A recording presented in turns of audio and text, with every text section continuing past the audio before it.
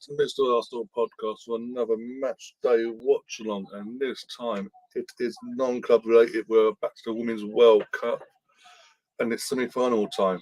The last semi-final of the two yesterday was Spain versus Sweden, and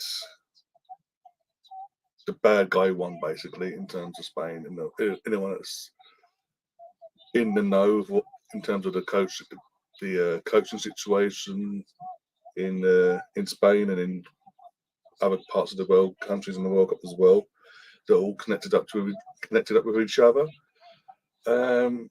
Probably Spain are probably the most least favourite because of who their coach is and what he's done going into this World Cup in his career.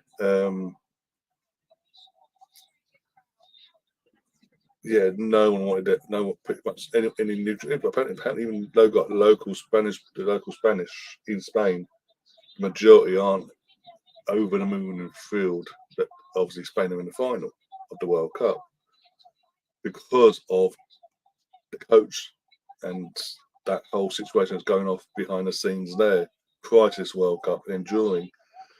But they're there. And so England and Australia do know their fate in terms of whatever happens. If England were to win, they play Spain. If they lose, they play Sweden in the playoff match, and vice versa for Australia, the host nation, by the way.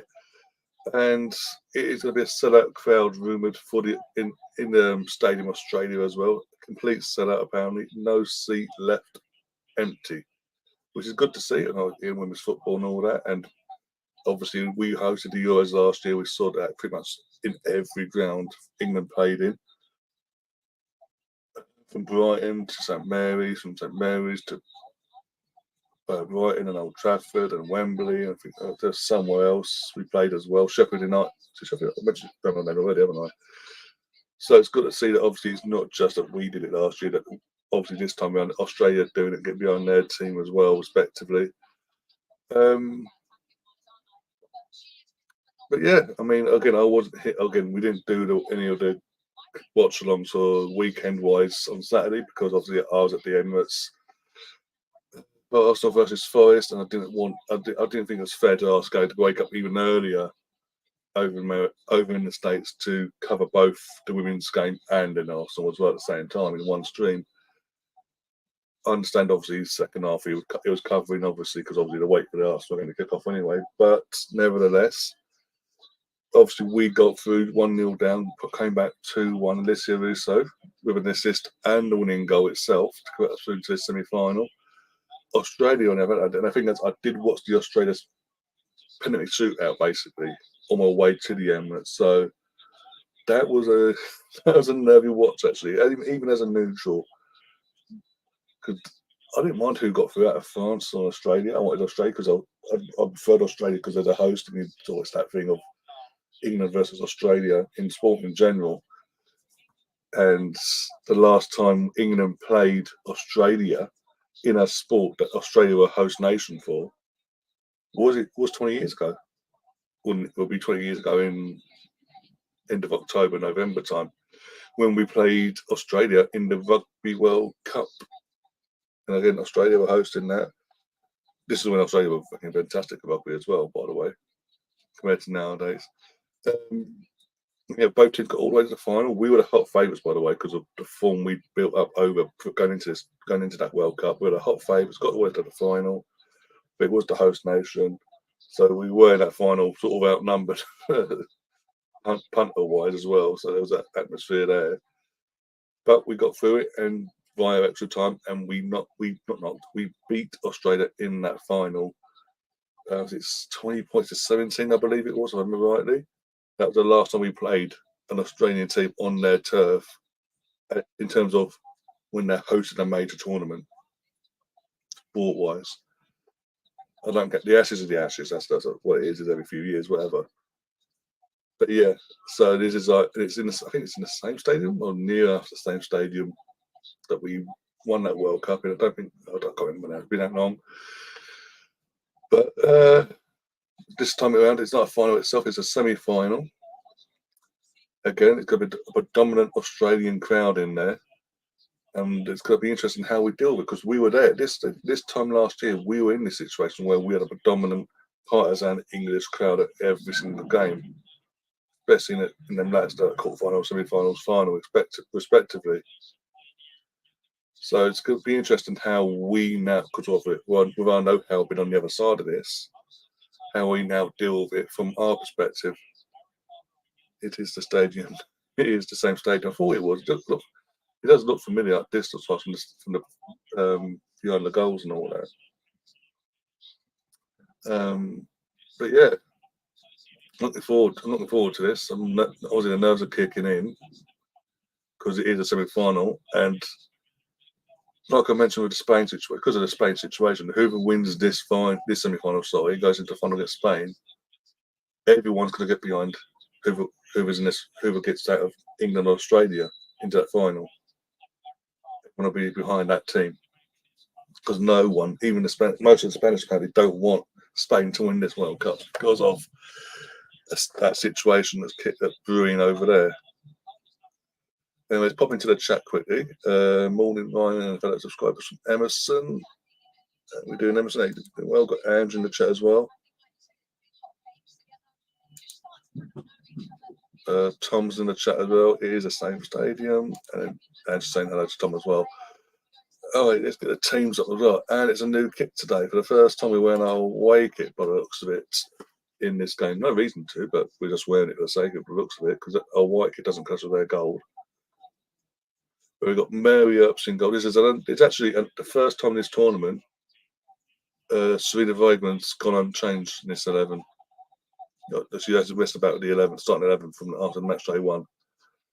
Got Mary Earps in goal. Got Lucy Bronze, Kira Walsh, Alex Greenwood, Millie Bright, Jules Stanway, Rachel Daly at left wing back, Ella Toon, Lauren Hemp, Jess Carter, and Russo up top.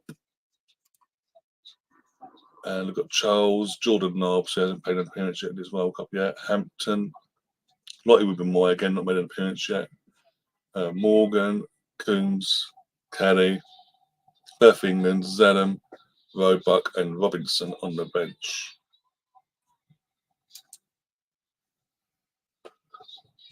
Excuse me.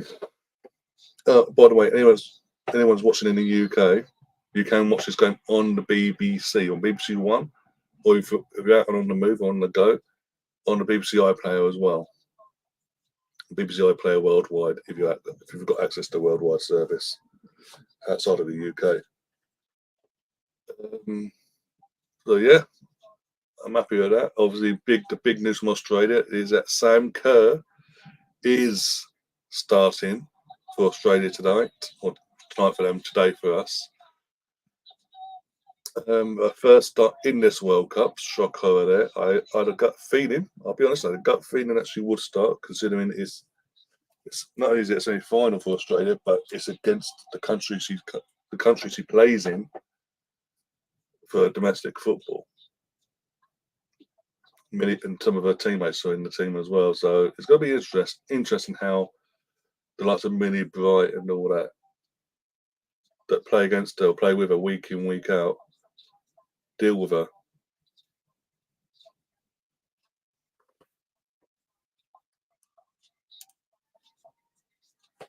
I'll be honest.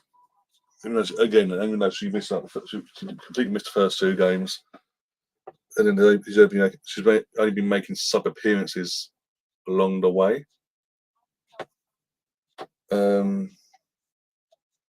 Not been impressed so far from her individual performances, but don't read too much. I can't read too much into it, because we know what Sam Kerr's all about. Just pop up out of nowhere. Okay, now people are leaving written group chats because I'm playing women's football. Jesus Christ! Oh dear. By the way, Liam has messaged me, and he said when he can, he will join us in the stream as well. So I've sent him a link, and when he can, sounds like he's working from home today. So when he can, he will pop in, and it will be the 2 of us by the looks of it. It won't just be me screaming at a monitor screen, not even a TV screen, a monitor screen. Oh dear. currently watching the interview I got with Alicia Russo. Because again, it went for Alicia in the last round. Everyone give it a call and a flop and all that before the quarterfinal match. Oh, she's a flop. Da, da, da, da, da. Well, the biggest flop in England colours or whatever. Or hang on, she won't get in the service. And I put that in the comment section of one of these videos that I saw. If it would help with the rest of the team turned up and gave her the service she needs to do what she does. Oh, and shock horror, against Colombia, guess what? The team decided to wake up after going 1-0 down, give her the service that she needs and merits, and suddenly she got an assist. Oh, and then she got the winning goal. Oh, shock horror there.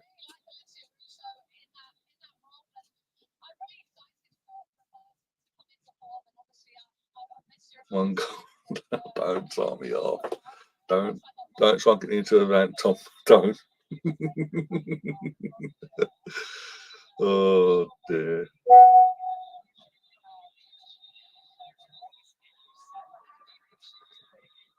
Oh my days.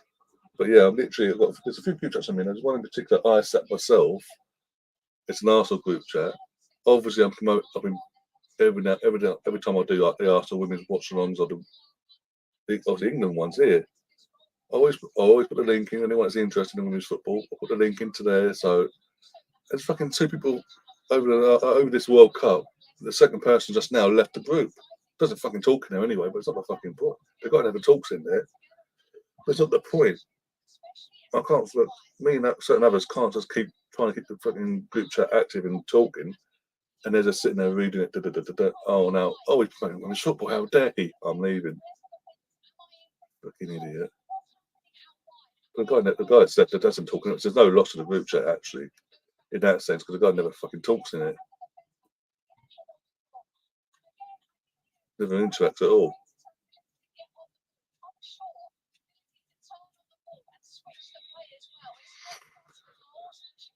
Oh dear, here's what it is though. But if you are new to the channel, guys, do subscribe, do smash that like button. There is a poll currently going in the chat as well as we speak. Basically, it's quite simple. Who do you think prevails into the fight? Who do you think prevails? Sorry, whatever, into that final come Sunday? Australia or England? I'm unlike others, Lottie, if you're watching or listening to this back, I am still not saying them famous words, infamous words actually, one sense. Not until this game's over and we know the outcome. If we do this and knock out the host nation and kill their momentum and all that, and don't let the crowd get on top of us and all that, I will then at the full time I will say the words. Until then, I am not. Until then, I am not saying it. I am not doing anything from my perspective to jinx it.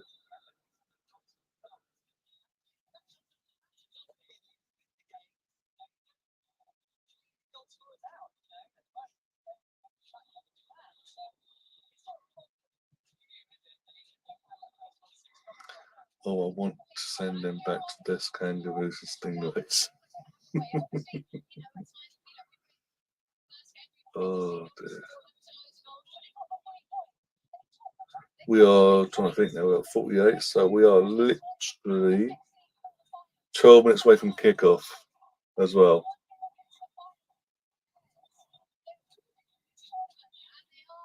I do find it I am a bit peeved with the BBC and ITV. Though. I always say this. I always say this before kickoff. Actually, that for the majority of this World Cup, both ITV and BBC set up a studio, respectively, for each channel in Manchester, and did their broadcasting from there, right? Via in a room with a green screen as well.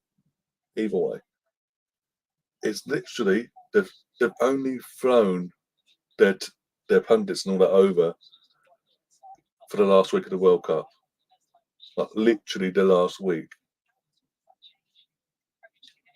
to cover the semi-finals and obviously the final and the playoff match respectively. Like to be there. Why can't they do that for the entire tournament? Again, it does my head inside. Oh, well, now we're deep into the end of it. We can afford to send you over. Off you go. And be in a stadium, get the feel for it and all that. So, no, no, no. The whole point is of these World Cups and European Championships, respectively, outside of England, when England aren't hosting them, is to send your punditry teams out there from day dot, basically, and be in the fucking stadiums for every game, get the atmosphere of all the countries, respectively, representing all the fans and all that. Oh no, not just to get the nice glory bit at the end of it. It does do my head in a bit. That adds on my head in a bit. Like still that disrespect. Australia's last 6 results versus the top 7 sides. Beat Sweden 4-0. Fucking hell. Spain 3-2. England beat us 2-0 in a friendly. When we didn't have Beth Meady and Lydia's last game basically before she got injured. Beat France 1-0. Beat Canada 4-0 in a World Cup qualifying. Canada apparently after extra time or whatever.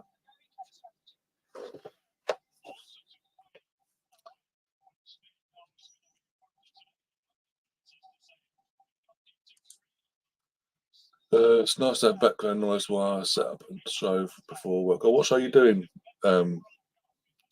Was this a wrestling or Leeds related? Out of interest, if you don't mind me asking. And if you want, feel free to put a link in the. Once you've done it, I'll just put a link in the chat and promote away.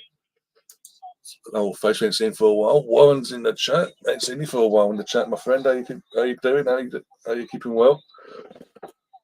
Oh dear.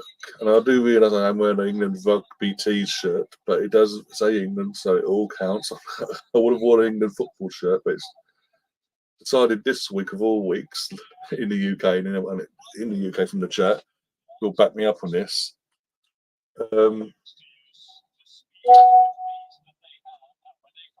It's decided to start peaking up in this heat. This time of day is like, well, we are near 11 o'clock, but since 8 o'clock this morning, it's been very hot, so I say.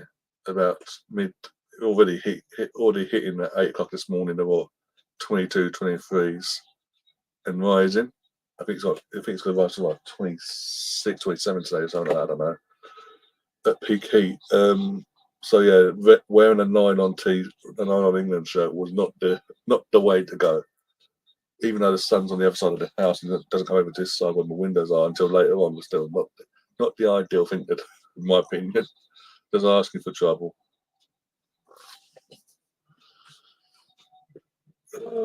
Russo flop. I don't think so. Exactly. I think again, it's one particular video I came across on TikTok from an influencer asking her, doing a Q&A with Dad and all that. Oh, flop on a tournament. He goes, I think Russo because he hasn't scored enough goals as a striker. Da, da, da, da.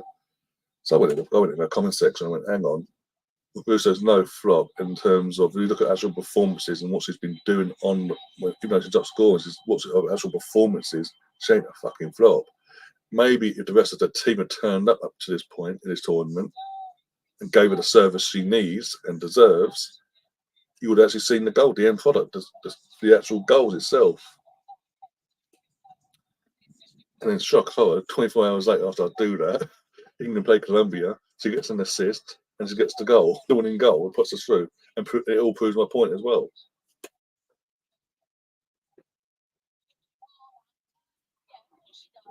Nemeth in the chat as well. Up the England, he says. No Stefan yet. Tom has his Ireland jersey on. Tom, Russo and my own Bamford. No one's that bad. But bear me a sec, guys. One sec.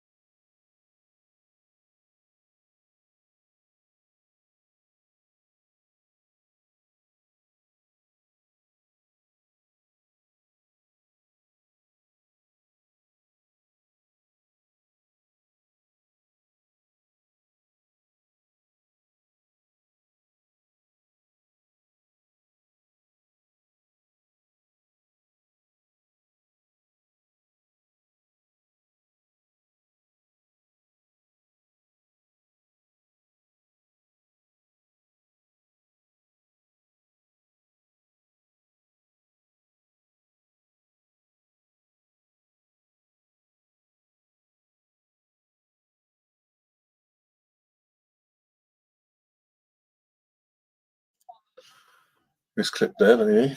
Got Colonel in the chat as well. Colonel's popped in. Got Chris in the chat. Happy birthday, Mr. Tom. Oh dear. They look nervous. Well, they are going to. Both teams are going to look somewhat nervous. Two just coming out on my screen, by the way. I'm watching this on iPlay myself because, again, with my whole new setup, I've got two monitor screens. So on my second screen, I've got the game on my monitor, but I've got to watch it via the iPlayer. So I will be like a minute or so behind potentially some of you guys, potentially. But anyway, Australia going to look nervous because it's a first. I think it's the first they've ever got. Women's football World Cup in general. And it was on their home turf. Obviously, I know we won the Euros last year. I think again this is a joint furthest we've ever got. We never got to the final. So I've got to the semi-final last. I don't know what's now. Was it 2015? We got to semi-finals when it was in Canada, hosted by Canada and something. Canada and USA, but ended up in the final. But majority Canada at the time. It's the furthest we've ever got. This is a joint furthest we've ever got. We've never got to the final itself. And even then, in that final itself, that semi-final in that 2015 World Cup, where it's in Canada the host.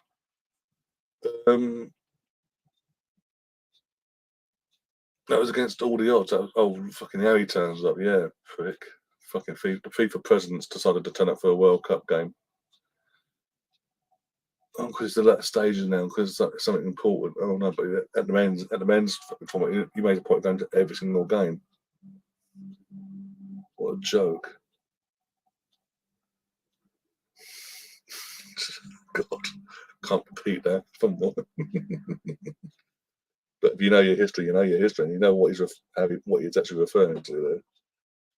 Oh dear! If you know, you know. If you don't, I feel for you.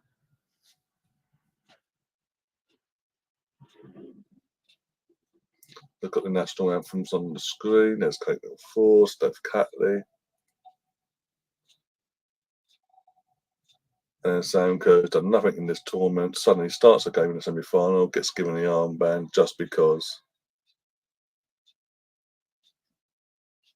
Convicts has a second chance, but not want to know Steve Irwin. New Steve Irwin.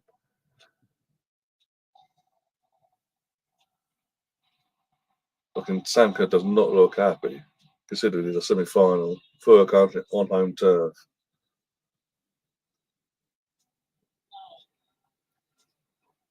Oh dear. Here we go. He's doing that little handshake bullshit and all that as well. I don't get why we have to wear a away kit, by the way. Because normally when teams are playing in their away kits, it's because the home kit clashes. And we've worn our home shirt every game up to this point because there's no clash. And the gold and green of Australia does not clash with the white and blue of England. I mean, we're wearing blue in the kit anyway. We got blue in our kit anyway. So I don't know if it's just because we're not going to wear it in the final, so we might as well wear it at some point. There you go, sort of thing.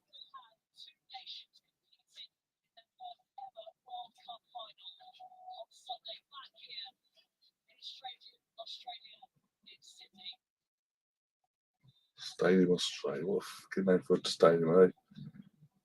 How does that take to come up with?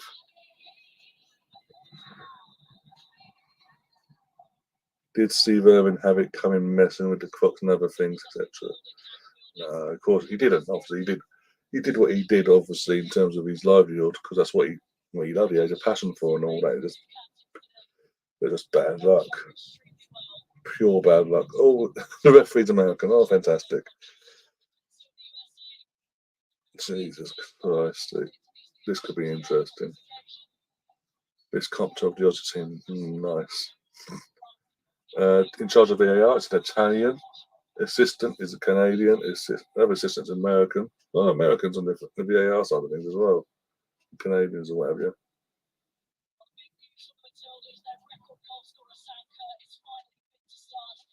So he's been fit to start since match day 3, but has decided use her sub and see what happens.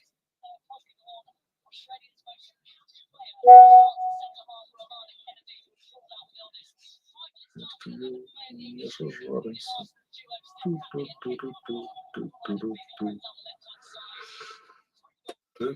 But it does look like everyone's all the tickets they did sell. Everyone's actually turned up and not left a seat empty, basically, which is good. Good to see. We played three at the back, by the way, with Rachel Daly and Bronze playing the wing back role. With two up top with Lauren Hemp and Alessio Russo. Yeah, Lauren Jones is still suspended, and but potentially next game for England could be a playoff for third place or a World Cup final. Personally, no matter what happens in this game, I'd still bench her for the final. I would not start her. I know she will start because it's so insane. She's got to be nice to her. She's a Chelsea player as well. Can't piss off Emma Hayes. But I personally wouldn't, just because of what she did. I'm like, no, you don't get the especially if it's a final, you do not get the reward of starting a World Cup final for your country.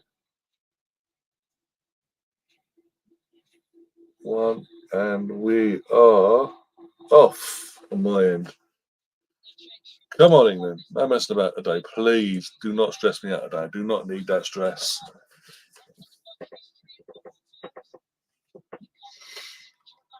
Oh dear. Rachel Brand Finnis, former Arsenal goalkeeper. Just saying.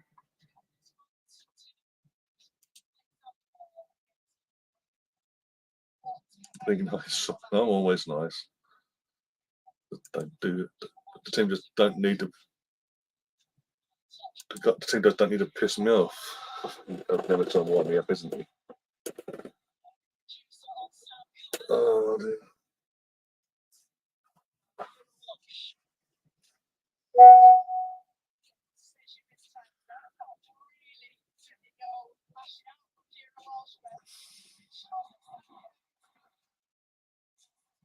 Oh, come on, Ian, come on.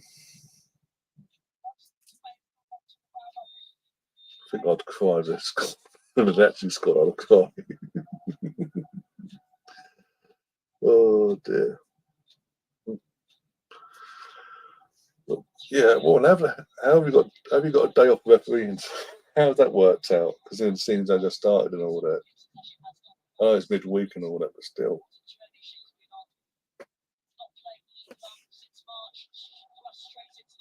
This just can't mark me for 120 minutes. Okay. Oh, dear.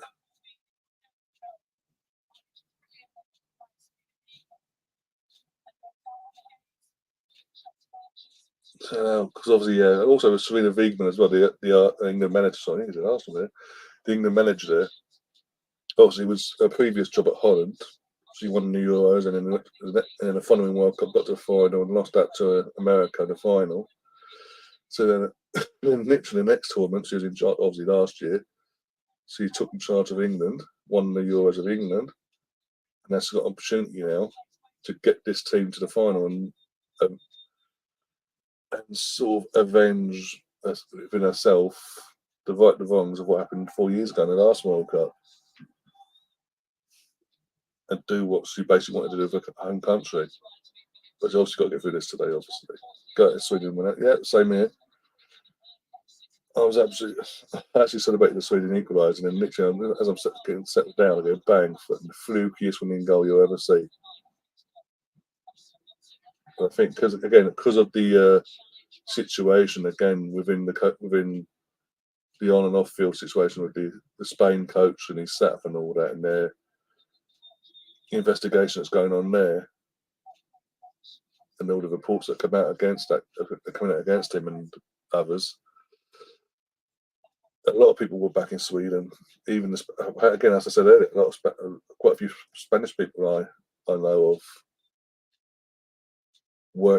didn't want Spain to win this today. So it's really interesting how the country itself are dealing with that situation and feeling ahead of Sunday now.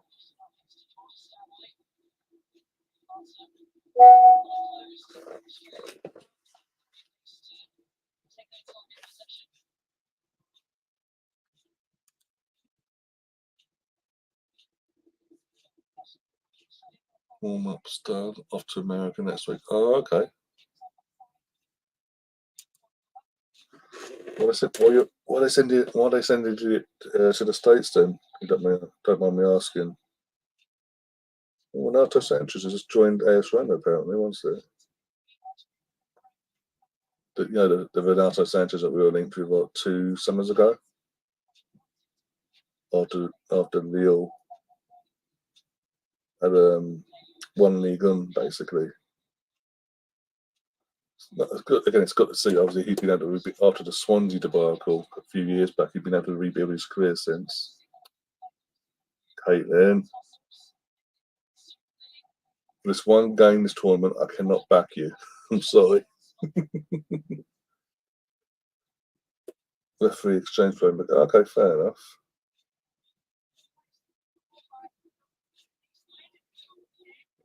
I won't ask you your thoughts on your new boss, by the way. That's been your new boss for the last since October we came in.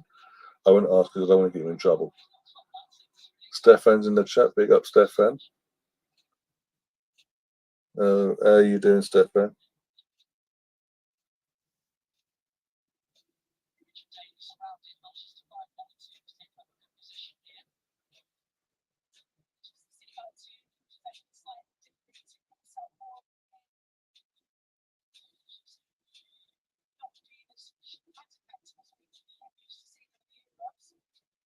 So I won't ask. I'm not going to ask.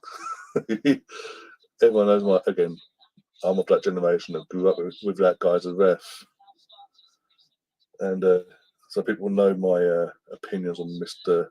You know who. I'm not going to even say his name because, again, I'll get you in trouble. No coincidence that that person was at the Man United game on Monday night with Mr. Moss and others. And Man United should have had a penalty against them. And shock horror, it didn't get given. And who was there? Oh yeah, him and his little cronies, including the returning crony in John Moss that he sacked back in March. Imagine I said it at the time. It was clear that they didn't want to sack him and all that. It was the in terms of John Moss and that whole situation. The only reason that Moss eventually got sacked was because the public outcry from the media and the fans in general got beyond. It had something had to give basically, and he was the sacrificial lamb, as they will. Oh, here we go. Sam Kerr's through. No, no, no, no, no, no, no.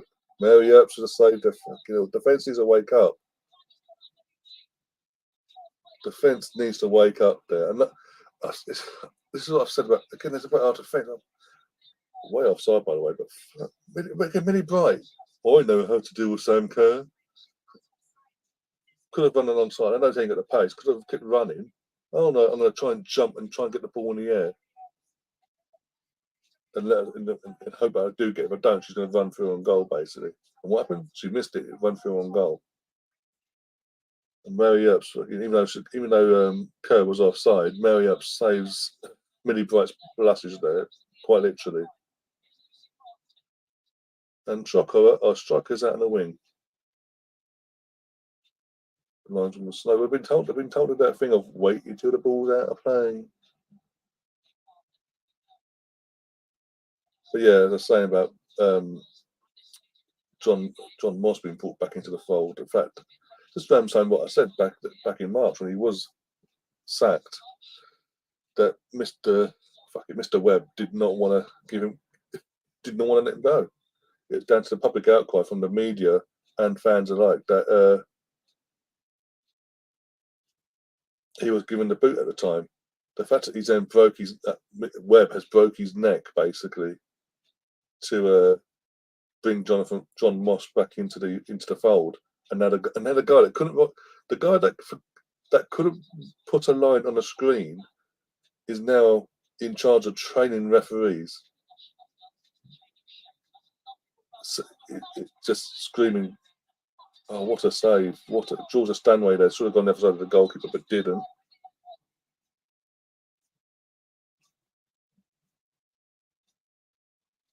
Some of the new directives are insane, yeah.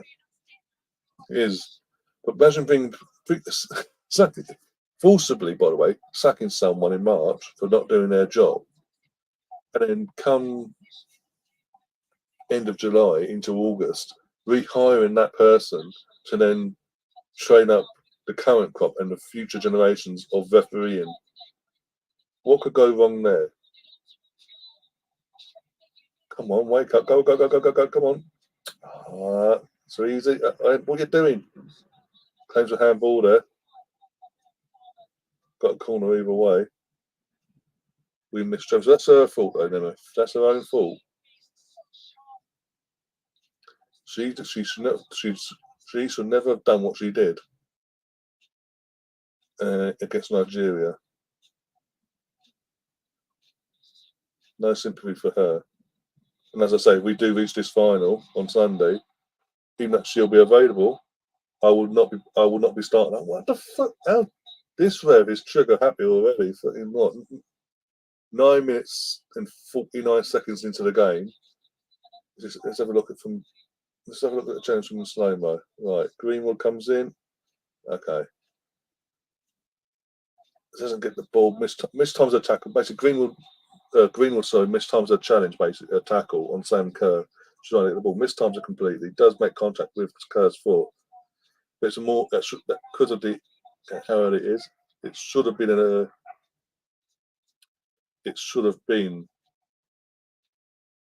a slap on the wrist. Don't do it again. Next time you are booked situation. Not yeah. Defend. Come on, girls, wake up. I think Ryan actually shows that James are a little too serious, though. Hardly. I just think he shows it the same, really. But okay, it's your opinion. Entitled to it.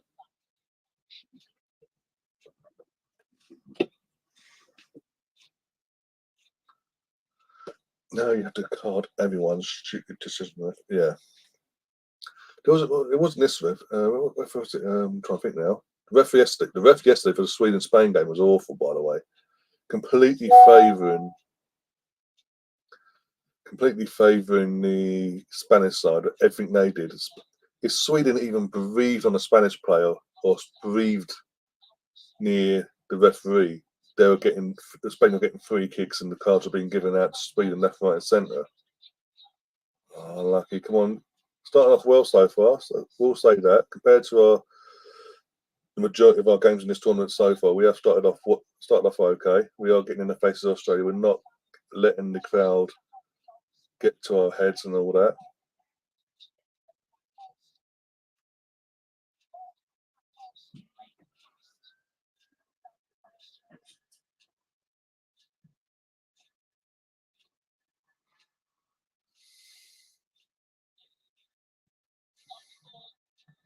Come on. Unlucky.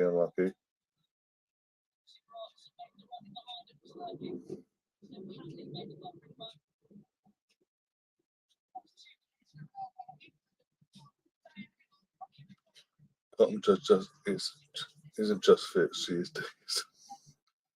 I mean, Lucy Bonds is lucky there, in one sense, because it could have. Again, I've seen them giving us fouls as well. That challenge itself, even though, yeah. But it's how these referees been going in as well. A couple that could have been quite easy given as a free kick, and that's a waste of a corner.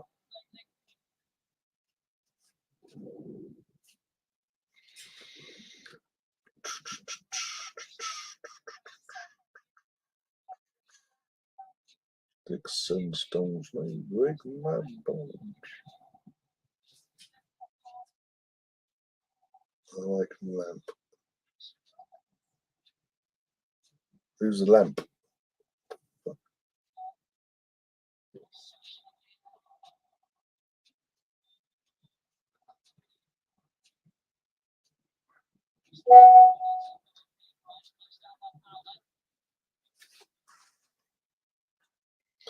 Let's drop a Lottie a message quickly. See how she's doing now. She's coping in this game. Go on, Hemp. Go on, Hemp. Go on. Go on. Go on. Go. Go. Go. Go. Go. Go. Go. Go. Go. Cut back. She had no choice. Is that run out of play? What do you want her to do? Yeah, that's a poor pass. That's what I'm thinking. He said, I like lamp. What, lamps or Lampard? Which one, senior or junior?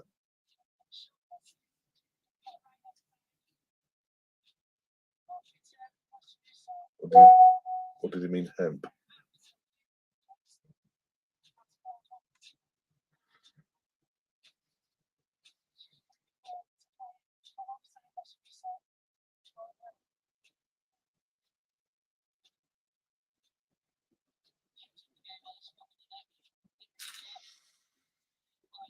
Oh dear.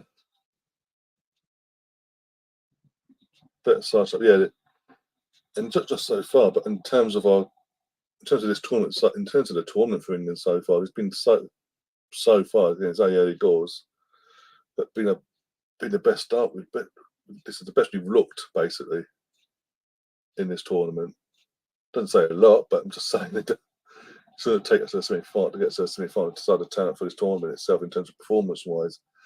But it is what it is. As long as we turn up performance-wise and get the result as well, I'm all for it. I laugh myself seeing Mega Mapo missed that pen. Yeah, I think you weren't the only one, my friend. Not just in terms of from a football fan in general. I think pretty much every women's football fan outside of America was laughing their heads off at her.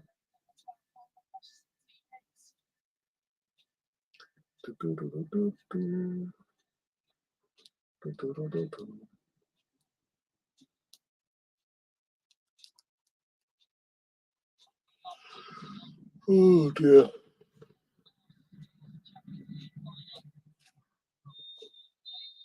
Can't get a phone for Australia. Long throw into the box. Gets cleared. Go again. They're going to play that's way up, yeah.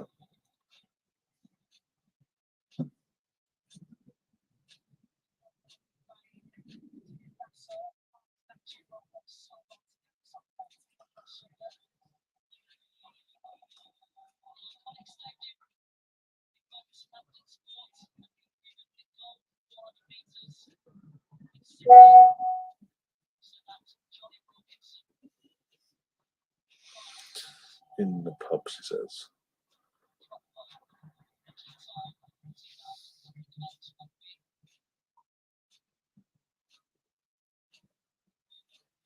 Okay. Go on, Russo. Go on, Russo. Looking near post on their own there.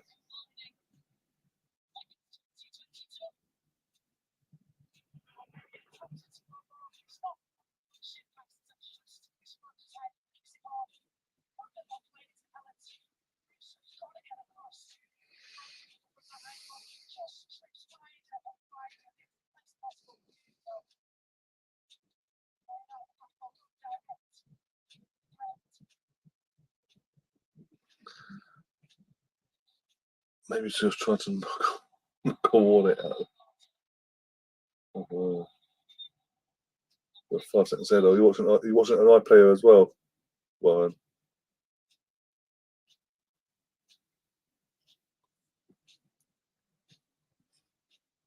Maybe she was trying to knock a wallet out of a guy's pocket. No, but she wasn't aiming for fucking goal, put it that way.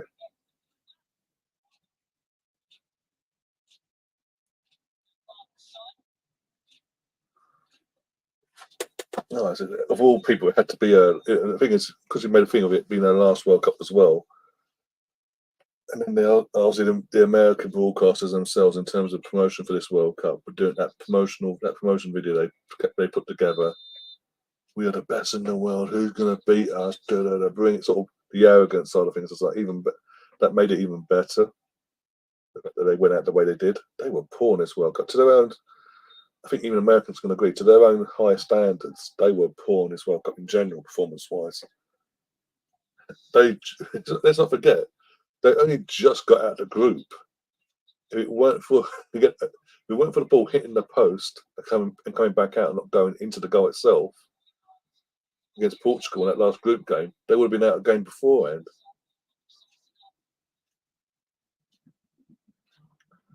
And yes, again, this World Cup so far has shown that the golfing levels in terms of where America and Japan were over the last few years, last few years, but now last few World Cups, whatever, over the last decade plus, compared to now, has closed dramatically. But still, even to their own standards, they were, as I say, they were just poor, performance-wise. Even the experienced heads didn't turn up, and Megan Rapinoe being one of them. The fact that they were celebrating that they'd won the thing after getting through, just straight through against Portugal in that group, that last group game, said it all. The problem with America is representing Americans. These are the hooks of Mr. Tom and Mo.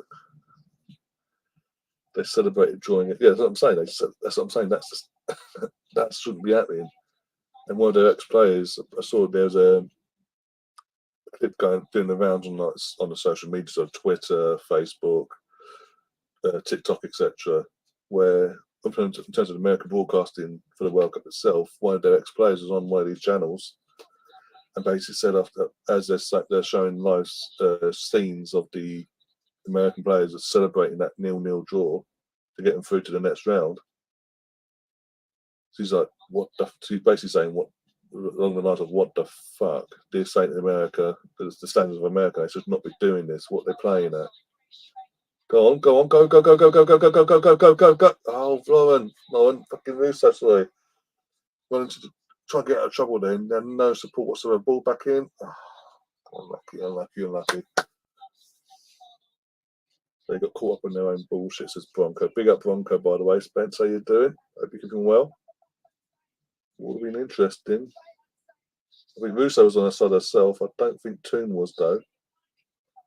But Russo, because Toon wasn't breaking her neck to get into space and help give Russo that support where she could pass it off to. Russo's then standing up trying to get fucking worm her way through two defenders on the spot.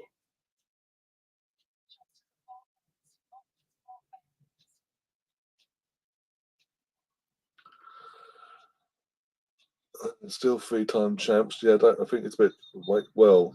I know that obviously you've got 4 years for the next World Cup, but if the rest of the world are finding in terms of quality wise, like the full timers especially, well, not even full timers especially actually, even it's shown in this World Cup, the ones that are part time, that's still semi-pro or whatever. If they've caught up with America in terms of quality and pushing them and all that in their group respectively, there's no guarantee that even a full year on from now, America side will come again and go for that and be able to get that full World Cup. They've now got genuine competition outside of Japan, basically, for this World Cup now from here on in.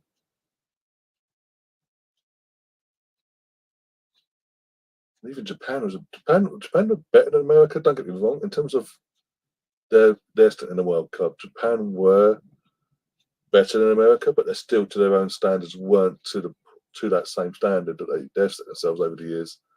But they're still somewhat better than the American lot, basically.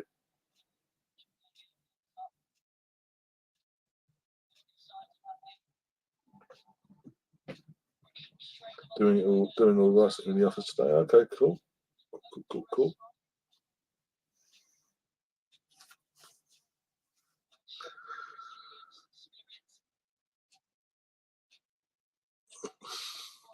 Times are changing, and you feel it could be in this time for a period of time.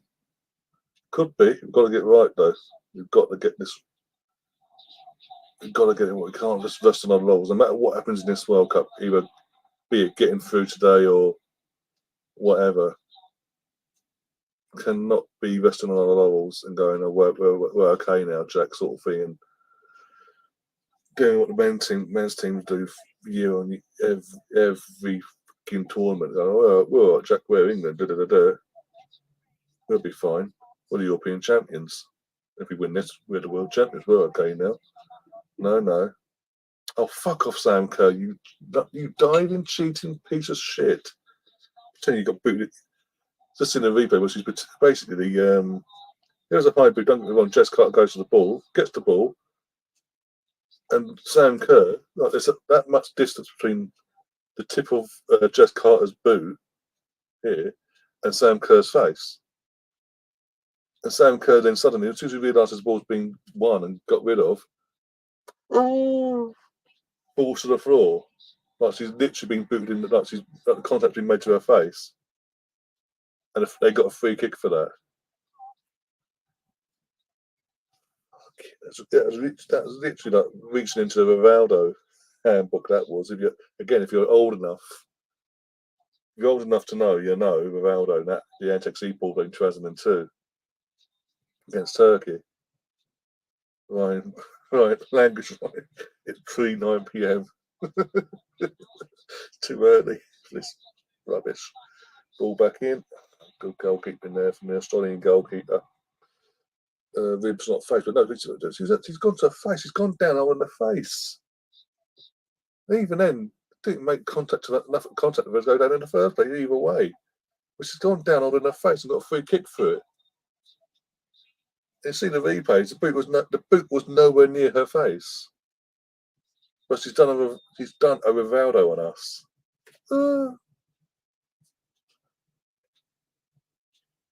I'm not for that. I'm not for that today. With me being an Arsenal fan, I'm not.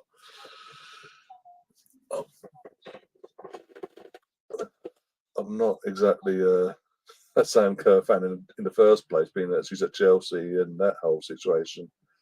But that's just no. I'm not having it today either. Not having a rubbish today. 9-0 watershed. Imagine that. Or is it 2006 Ronaldo over the wink? Once he got Rooney sent off. So he knew what Rooney's weaknesses were and how to get under his skin. And it worked, as you know. Problem is you can't, as American, criticise the US women's team as an American. Too much politics involved. Yeah, and Megan Rapinoe jumped on that after the last World Cup when they won it 4 years ago. She jumped on that bandwagon on the politics side of things, using the women's success and all that. Yeah, and Carly Lloyd ripped them celebrating. The US women's national team Twitter following had a meltdown. So that's again high standards, and that in terms of, as you say,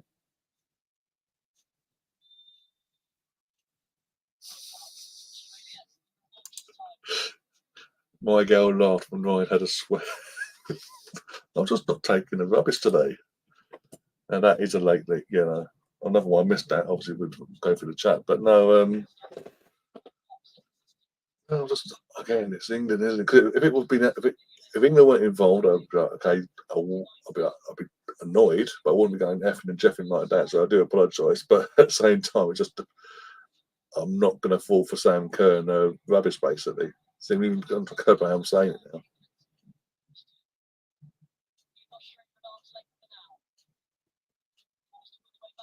Oh dear.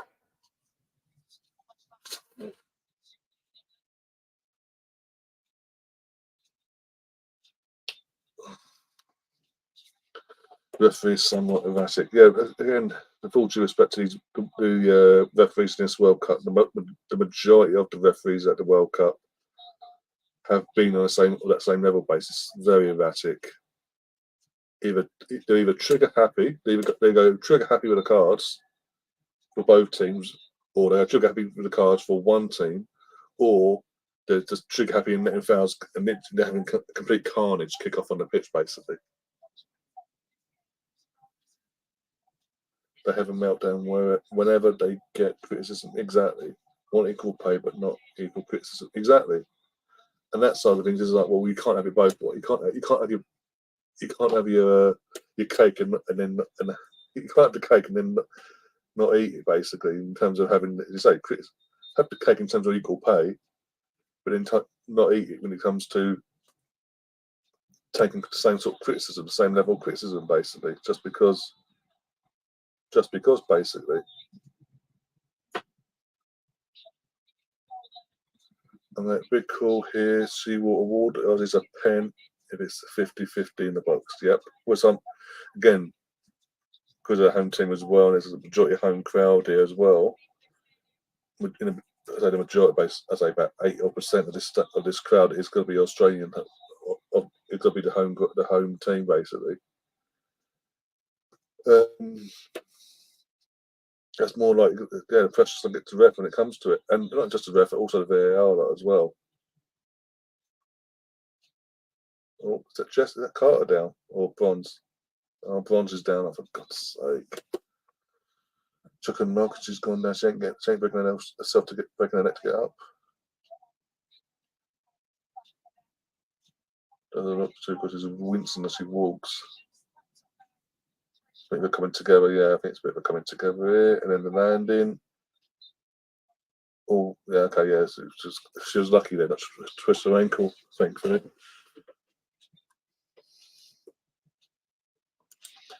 If they want more money, go to Saudi Arabia. Fucking hell, let's not go to that one. How far behind? How far are you behind? Right, because I'm watching this on iPlay. On my second monitor here. On my new PC setup. I'm on 30 minutes and 30 seconds.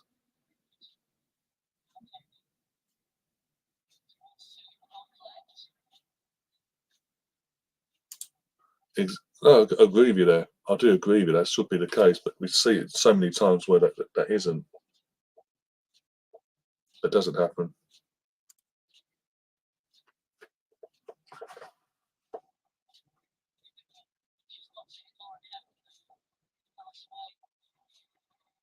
What's this about Liverpool now? They're going for anyone now for fucking DM. Yep. Apparently, according to Dave OCKOP, I don't know.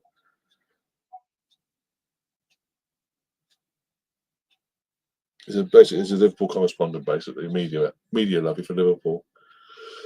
Very keen. Liverpool have a move for Cheek Decore from Crystal Palace, according to reliable reports. Have made a move. You can't be fucking right in English, for God's sake.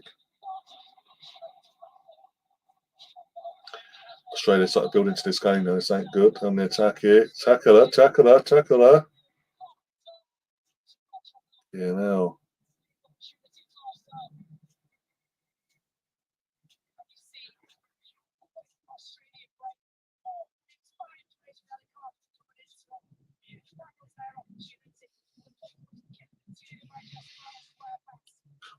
The girls need to wake up. They've took their foot to gas a bit here, and then Australia get their foot in the game now, and I'm not liking that after a good start we had, performance-wise. Anyway. Oh, bloody hell, ref.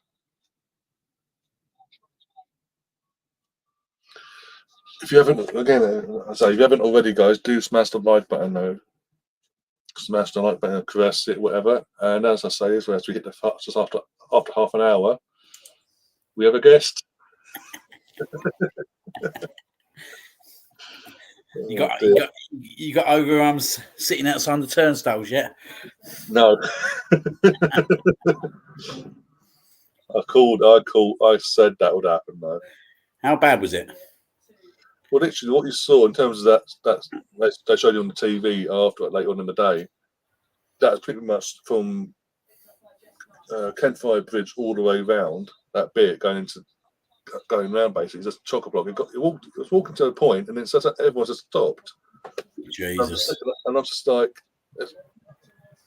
And then at one point, as we were about to move on out, there's a kid about 6, 7, something like that. He started like hyperventilating, getting a bit stressed over it and upset. So his mum and dad are there, like, can we move? Can we get food? Can we get food? Da. And so the guy looked around and looked forward. He's like, and I had to basically bear and say, like, can we just get this kid out of here? Basically, like, let him through. Everyone just stands there. But it was poorly organised, and even as we were getting me and Stu about to go through, there's a kid in front of us with his ticket, scanned it, and the phone said, and I saw the phone, it flagged up, he'd been accepted, but the turnstile wouldn't let him in. Jesus. Yeah, it was going to happen, wasn't it? You knew it was going to happen. Yeah. Well, I think the annoying thing is, though, for me, is if it weren't for the train situation down this end, down where I am, on the underground, I would have been there an hour before, and I would have had that issue myself. But it didn't help with the group chat that you set up. You're then you're on the ground, Smug FC. I'm okay, Jack. It's interesting, right? Because I'm just looking at my wallet now. Yeah, right. Yes. Yeah, yep. I'm literally. What minute are you on? I'm on 34, going to 35 now. Please be Russo as well. Please be Russo. Tune, wasn't it? Was it Tune? I don't know. I'm watching an iPlayer because I'm on. Oh, sorry, mate. I've kind of ruined that one, ain't I? Yeah, that's fine. As long as it's a good guess, I'm happy. Great, it's a great goal. As long as it's an England goal, I'm happy. I don't. You can do what you want. As long as you're not celebrating an Australian goal, but you're asking questions.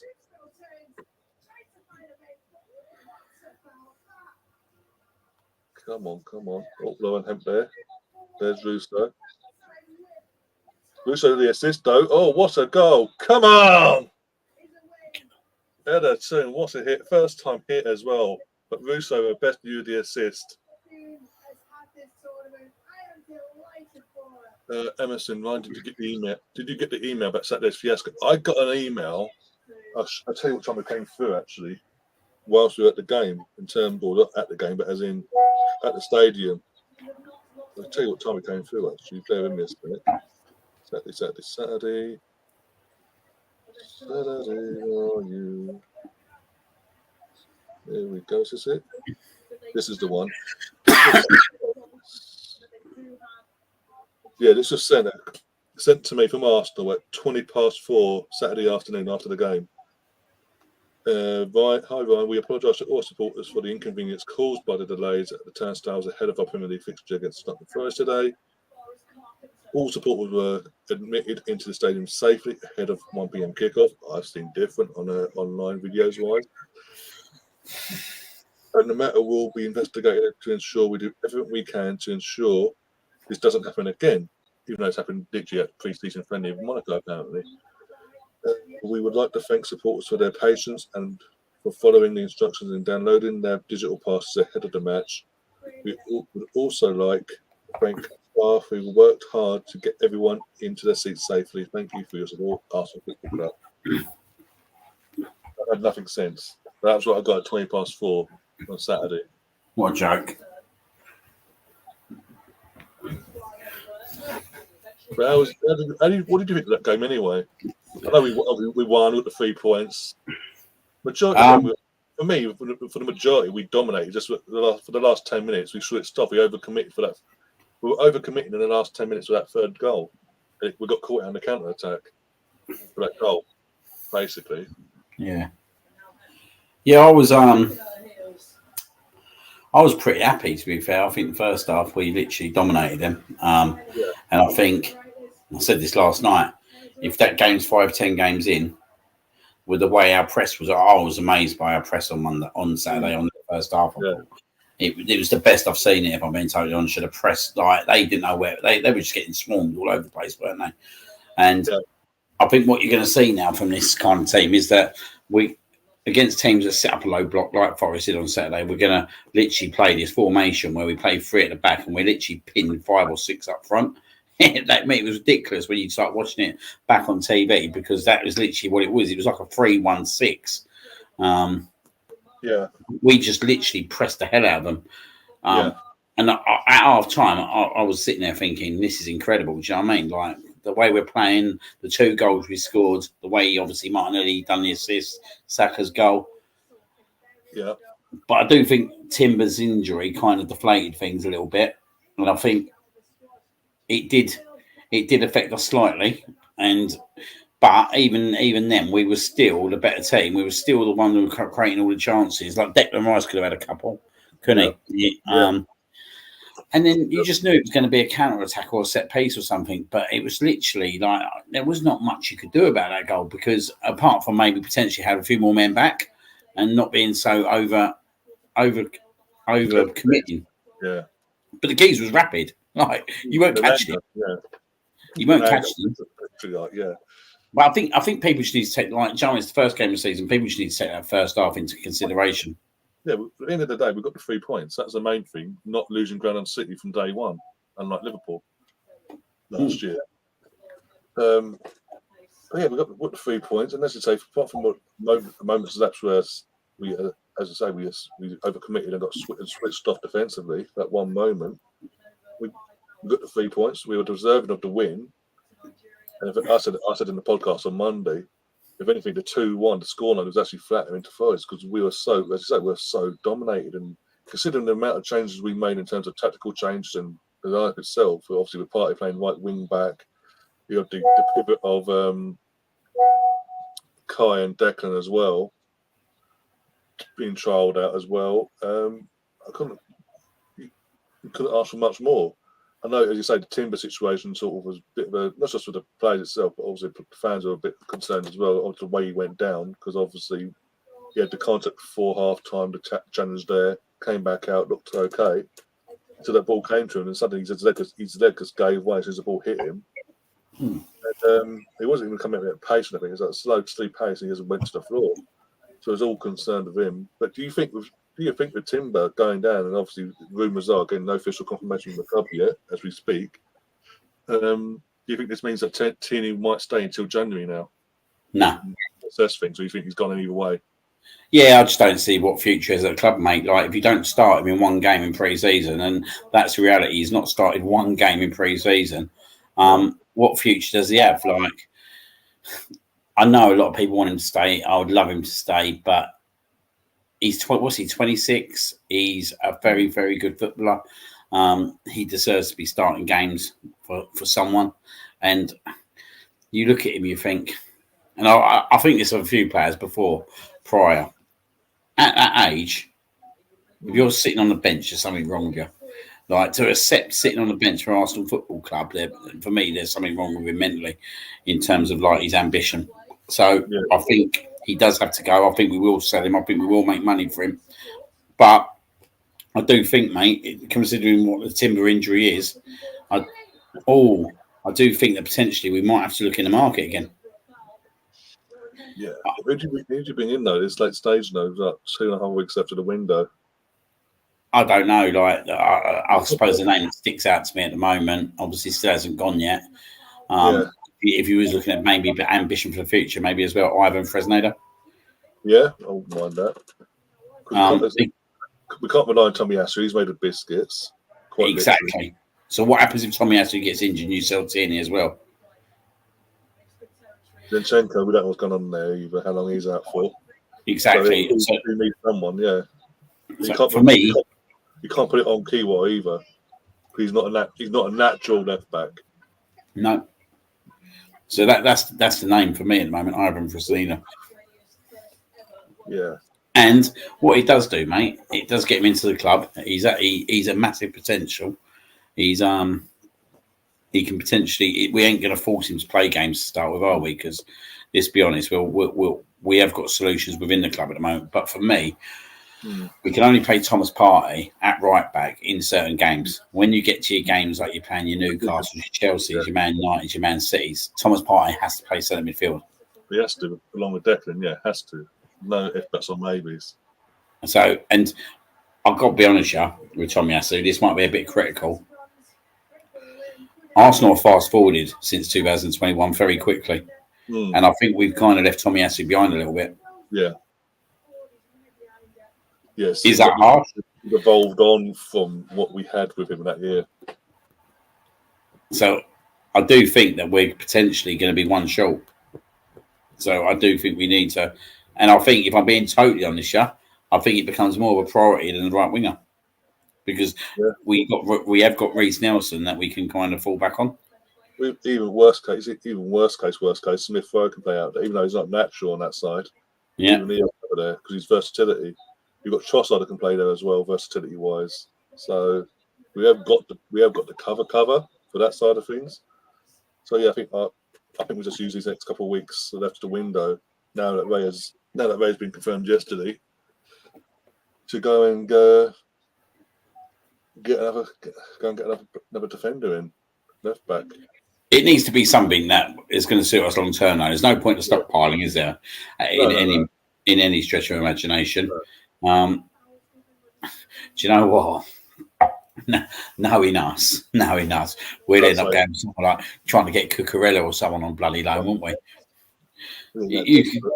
You could just see it though, couldn't you? It's a typical us kind of thing to do, isn't it? Like, I don't know. He's Spanish as well, so yeah, Arteta as well, Spanish. Yeah, oh god. Chelsea have obviously still got to sell players, haven't they? Surely they've got to sell players. I was saying this the other day, but brother, I was like, hang on, they spent the first bulk of this window before the cut-off point for the FFP and all that, getting rid of players like Kai, Mason, and others, either us, United, or Saudi Arabia. And all they've gone and done is then fill their spot straight away. So the squad size hasn't got less than what it was. It's even, if anything, it's actually bigger than what it was back in the last season. And they ain't got European football. So what are they playing at? Or they're building for the future, like you get from the media, and all they're building the great squad for the future to get themselves back in and kick on. In the 12 months the guy's been there, if these deals of Lavia and Elise what his name is, goes through, there's a billion quid they've spent. Even if you take the equation of what the money they've taken from selling, they're still nowhere near. They've not made $1 billion quid in sales. Sorry, just by the way, it's half time, so I'm just going back up to my laptop quickly. It's an interesting one with Chelsea. I was having a chat with someone earlier on about Chelsea, and I was saying to them, like, they're buying all these players, but which is all well and good, right? They're obviously building for the future, but they're overbuilding for the future, aren't they? Like, they're literally stockpiling youngsters on top of youngsters. But where's the leadership in them signings? Like, where's it? Like Reece James, captain? Really? Are we really? He's already injured.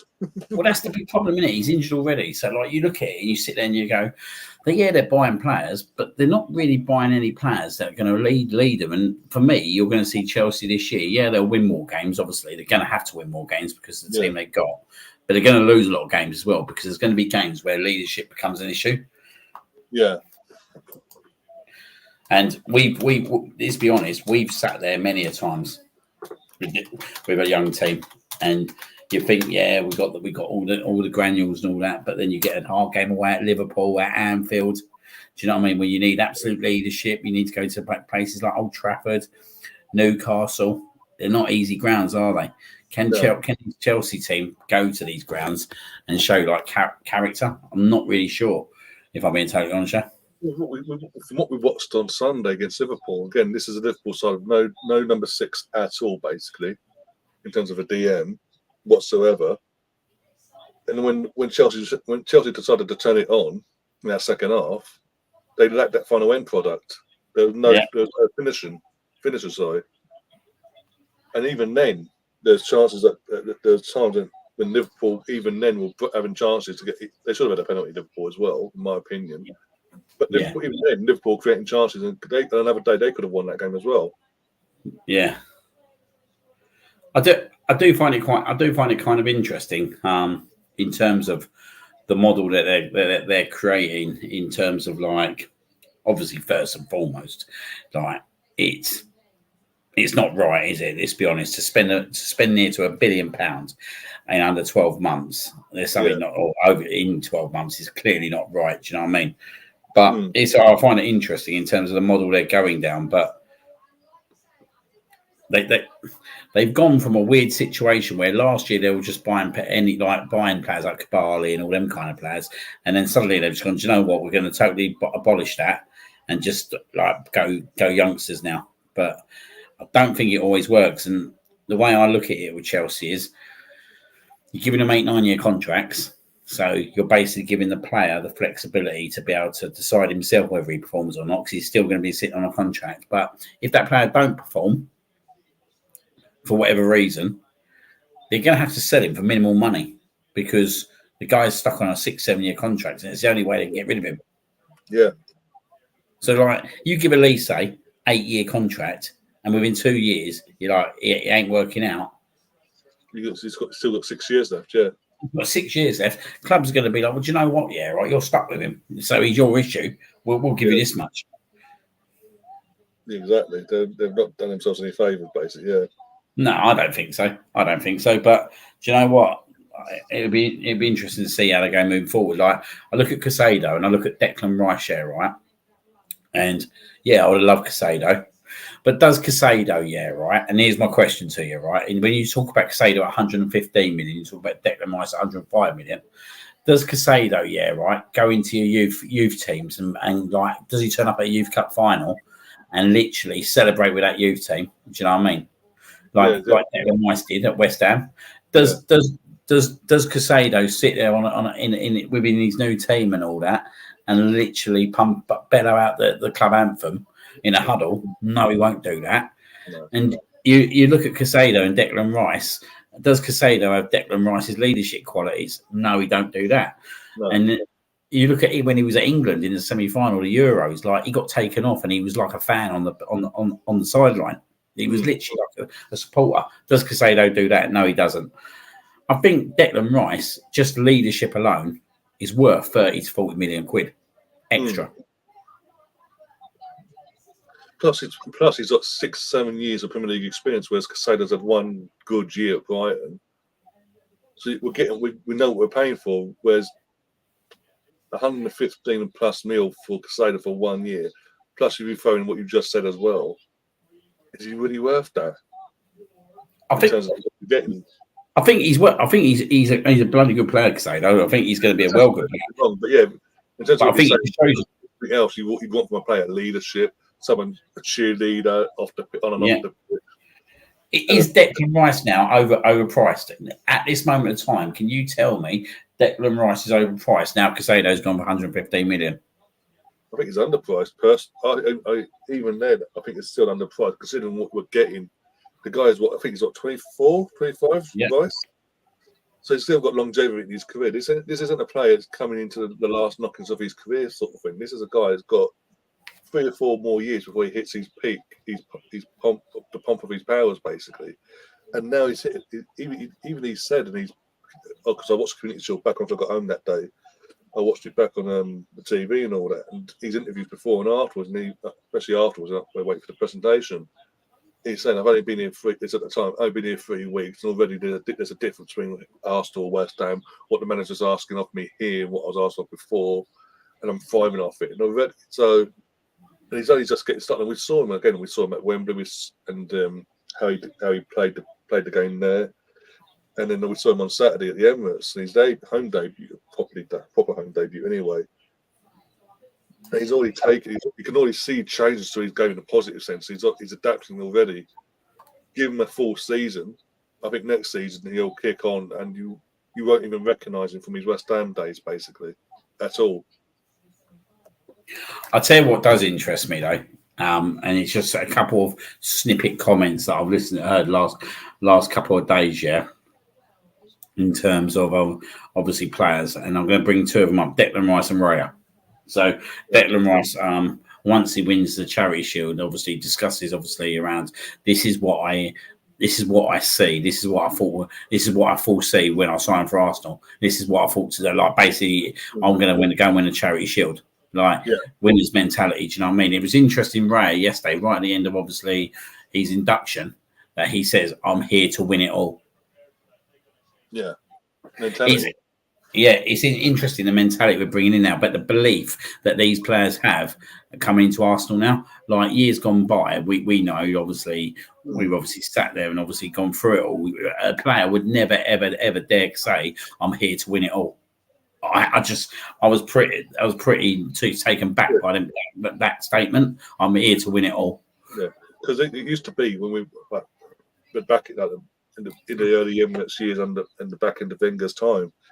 Whenever we signed someone, be it whether they're fantastic coming into us or not, the party line was always to get to qualify for Champions League. It was like, oh, I'm here to qualify for Champions League. It's always like the toe, not win it, just to be in it. And as you say, obviously we've gone through this change now, and Arteta, we've seen it for a while, but in terms of the actual attitude and the performances on the pitch, but now with what probably Gabriel, Ramsdale, I think they're Ramsdale, Saka, even Smith only signed his contract, and all the others have signed their contract before up till now. And the players we're bringing in, they're all saying the same thing. We're here to, as you say, to win it all, to win not just the league or the FA Cup or League Cup. They're here to compete on all fronts.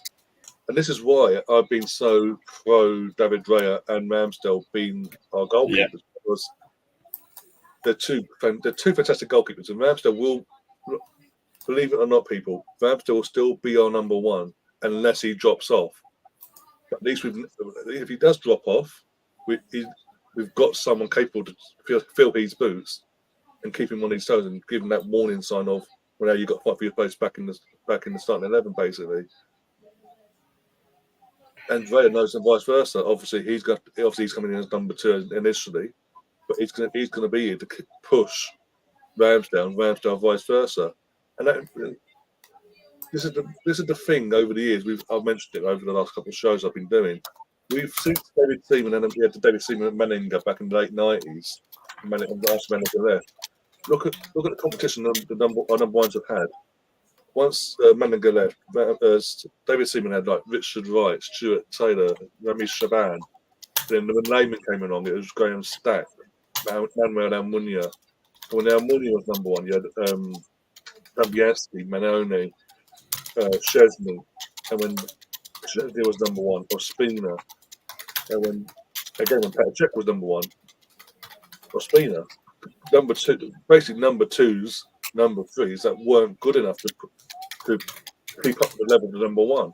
So the number one always knew, no matter how much of a clanger or a poor performance they would have in a run of games, they were guaranteed to be an 11 because the backup was never good enough.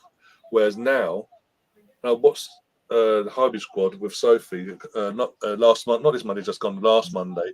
She had Aaron's dad on there. And it was just in the midst of it all coming out about Raya. And he was saying, like, for myself personally, I bring it on. And Aaron's the same mentality. He's like, bring it on. He wants that competition. And there's nothing wrong with that.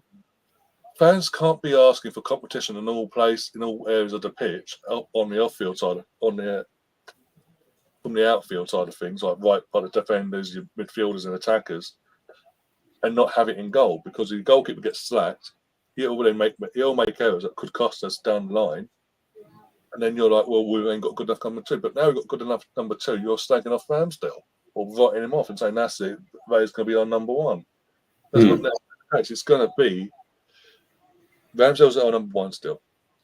But he's got competition now. He's got someone that's going to keep him on his toes and give him the warning signs in training that if you slip up, mate, in matches and key matches or in matches in general, I'm here to take your place. And I know it's coming in as an initial loan, but the fact that there's an option to buy, and the Brentford CEO yesterday basically said in the statement he doesn't expect to see David Raya in the Brentford shirt again. That they believe that this, whatever the clauses in the contract for this loan will be met, that this will be made a permanent move. I don't see nothing wrong with it. Again, with David Raya, he's 27 currently, but he turns 28 next month. He's an experienced. He's a good, experienced goalkeeper who plays the exact same style as Ramsdale in terms of out from the back, and his distribution is a bit much the same in terms of ball to handle, ball to foot on the ground and all that. I don't have a problem with it. Obviously, some people think, it's the end of the world for Ramsdale. It's not. It doesn't mean that at all. As I say, I'm not Ramsdale and all that, and his dad, bring it on. I'd rather have Ramsdale be kept on his toes with a decent number two than have a crap number two, with all due respect to Matt Turner, that weren't good enough to push him. Because then he'll get cocky and make mistakes, knowing that he's guaranteed starting 11 football. He needs to know that his spot's up for grabs as well. Yeah. Otherwise, everything we do on the outfield side of things in terms of depth is pointless. Sorry, mate, one sec. I've got Bobby in bed and I've just heard him. I was about to say, where's Bobby? I was about to ask her. I think Arteta would have to have analysed Aaron Ramsdale first and foremost, and said to himself, can Aaron respond to a goalkeeper of number one quality to compete with? Do you know what I mean? I think that you'd have to do that first and foremost to obviously understand whether he can cope with that pressure. Yeah. And for me, he obviously thinks Aaron's got that personality. I think Aaron's got that personality. Yeah. I don't think many goalkeepers that have that personality, if I'm being totally honest. So I totally get where people are like, I don't really get this, don't really understand it. There's a lot of people who think that, and I totally get it. But I think Arteta would have analysed Aaron's personality and so said to himself, do you know what? I can bring another goalkeeper in. It will make Aaron play better. But at the same time, we will have the adequate cover if we get an injury. And he's obviously also thought if we lose Aaron Ramsdale, he hasn't got the faith in Matt Turner to be able to perform to the same level. Exactly. Which is fair enough. So I think he would have done it with obviously the consideration of Aaron Ramsdale in mind. But I just think, mate, that if I'm being a betting man at this moment, Raya's stats probably stand out last year and over exceed Aaron Ramsdale's stats in probably nearly every department, barring one. So I do see Raya coming into the team at some point, and he will have the number one shirt for a period of time. But then that's down to obviously Aaron. Then if that does happen, for him to kind of keep himself motivated and then take his chance. It's interesting. It's interesting, this one. I think it's interesting because Arteta's got to really work this to make both goalkeepers remain happy. Yeah. Like, why would you want to look for another goalkeeper now? You wouldn't. If you got Raya and Ramsdale, you wouldn't want to look for another keeper. But that's now down to Arteta to try and keep them both happy. Can you see them getting rotated in Premier League games? No, I think it'd be more the cups and things like that, like Champions League, European Cups competition, and the League Cup and FA Cup respectively.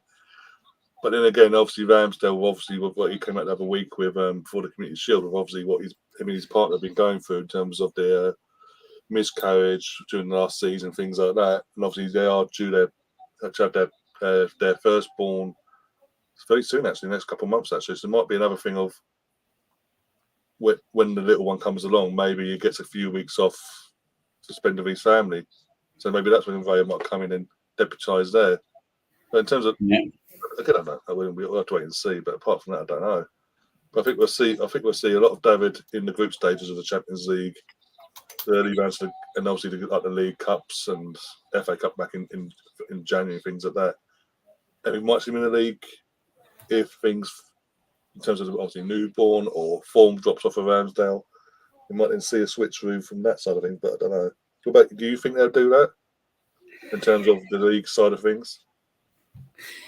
Yeah, I think Ramsdale's got the number one shirt for the moment being. Do you know what I mean? Yeah. I think he's definitely got the number one shirt for the moment being. I'll be very interested when a Champions League starts, though. Yeah, right. That it'd be interesting who starts that first game, because he's got to keep Raya happy straight away. Like you can't bring Raya in and just leave him on the bench. You know what I mean? Especially if you've got him on loan and you're looking to sign him at the end of the season. You're not gonna get a better goalkeeper for 30 million overall. You're not going to get a better goalkeeper for 30 million overall. I'm sorry, you're not going to get a better goalkeeper. And he's at an age where he's got Premier League experience. He's got quite a lot of years ahead of him, hasn't he? Like, what is he, 27, 28? He's 27 now, but he turns 28 next month. So you're looking at least a good 5-6 years. Yeah, Yeah. At least, like, let's be honest, goalkeepers in the past have played up to their 40s. I think it's a little bit different now, though. I do think it's a little bit slightly different now to what it was 20 years ago. So I think, obviously, there's a lot more that you need to get out of a goalkeeper nowadays. So, yeah. Warren's asking, by the way, he asked us a while ago, but he's asking who are your guys' top 4 in relegations teams go down this season? Start with you for that one. I'm sorry. 1 sec. I've just got something coming from work. Nice.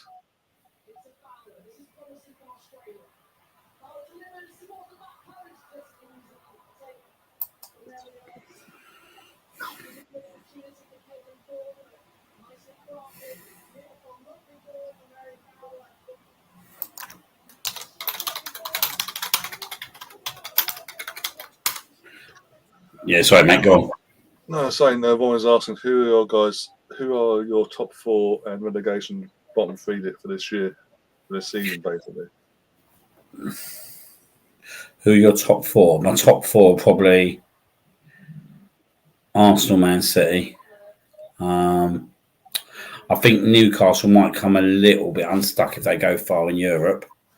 But they wiped across Aston Villa the other day, which totally kind of obviously gives them the start that they wanted. Mm. Do you know what? I think Man United could fall out of it. They struggled the other night against Wolves. No, at home. I think Liverpool. I think it's hard. It could be. Do you know what? This could be a punt. It could be. It could remain Newcastle if they continue like this. Arsenal, Man City, Newcastle, Chelsea. Could do, especially when Chelsea they're doing their squad in place in general. Yeah, because again, as I say, I watched Man United the other night and I weren't impressed in terms of. I'm not worried about him either. Coming back, obviously, he's only match day 1. Again, they've brought this striker in, we don't know much about him, obviously. He's injured apparently as well. But from what I saw, I'm not that overly worried come match day 4 or 5 when we play them that they're going to cause us much problems, touch wood. But we'll have to see by that. But Newcastle, as we said, they put Villa to the sword. As soon as they smelled blood and they went, okay, bang. And if Chelsea can sort out their end product, they could be. They definitely will be up there. Liverpool. I don't see Liverpool being top 4. Me personally, I said this. I only said it before the season started. They needed to sort out their midfield in terms of the agenda. And then people are going, "Oh, but they've signed McAllister. They've signed the other guy. I can't pronounce his name, but the guy from IB Leipzig, got whatever his name, where he was from. They signed him. I'm like, but yeah, they're attacking-minded midfielders. They needed DMs. They needed number 6s. That was before they then sold their 2 6s to Saudi Arabia, respectively. And now they need them more than ever. And we saw that on Sunday, sorry. And now they're going to lose Lavia to Chelsea, apparently, we looked at it as well. They've lost Casado to Chelsea. Yeah. And then I don't know what they're going to do. They've got 2.5 weeks to bring in 2 decent DMs are going to come in and slot in straight away. I can't see him doing it. You got rumours that Salah, as of yesterday, apparently Salah has told his agent he wants out of Liverpool now and wants to go to Saudi Arabia. I just don't see what everyone else is seeing. Like Liverpool last year was a one-off season, especially after what I saw on Sunday. I don't see it. I personally think they're going to struggle. It'll be another long season for them. They're going to struggle for results, especially against the big guns. They're going to struggle for results again, home and away. But yeah, Tottenham's just Tottenham. Tottenham won't be nowhere near top 4. They won't be nowhere near the top 6. I don't think anyway. So yeah, my top 4 is going to be. As soon as we signed Declan Rice, I'll be Arsenal to win the league. So let's take with that. Like Arsenal, I think City just.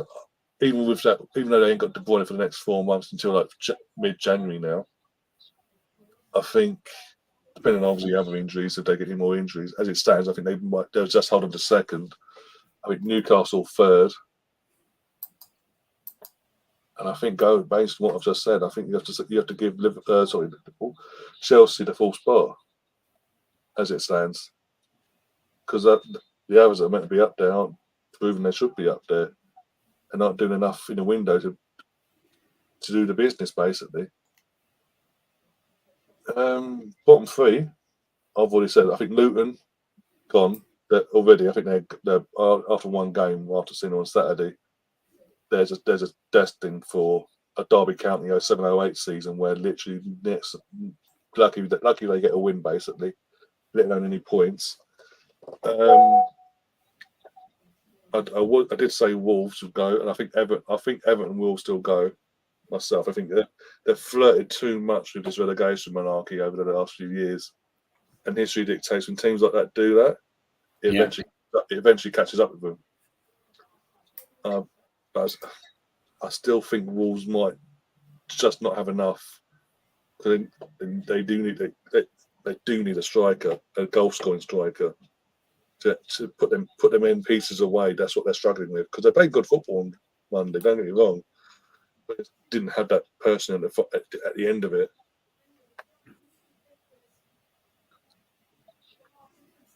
Yeah, I think Chelsea, no one can really predict, can they? Really, it's an hard one. But I'm sorry. I expect them to. When you spend £1 billion on players, I expect you to be competing for top four. Do you know what I mean? Yeah. To be honest, you should be going for the title at that point. You know what I mean? Mm. And you should be comfortably winning the title after spending £1 billion. Obviously, if Liverpool get their order together, then you'd think that they should be in the top four. But I don't know. There's a few little issues as arise now. I think like before Saturday, I would have gone with probably Arsenal, Man City, Liverpool, and probably Manchester United. If I'm being totally honest, that would have been the four I went for. But yeah, I'm not sure about Man United. I'm not sure. I still think there's a lot of issues they haven't resolved, and I think the goalkeeper is a bit of a hothead. He's a bit of a loose cannon. I think he'll get them into trouble, and he should have got them into trouble on Monday. And I just looked at Liverpool the other day, and I thought, yeah, they looked unbelievable for the first 20 minutes, didn't they? But then it all unravelled, and then Salah went off angrily, pissed off. Is there issues there? Do you know what I mean? You can imagine Saudi Arabia would definitely come calling. That's what I'm saying. Apparently, he's told his agent, get me over there.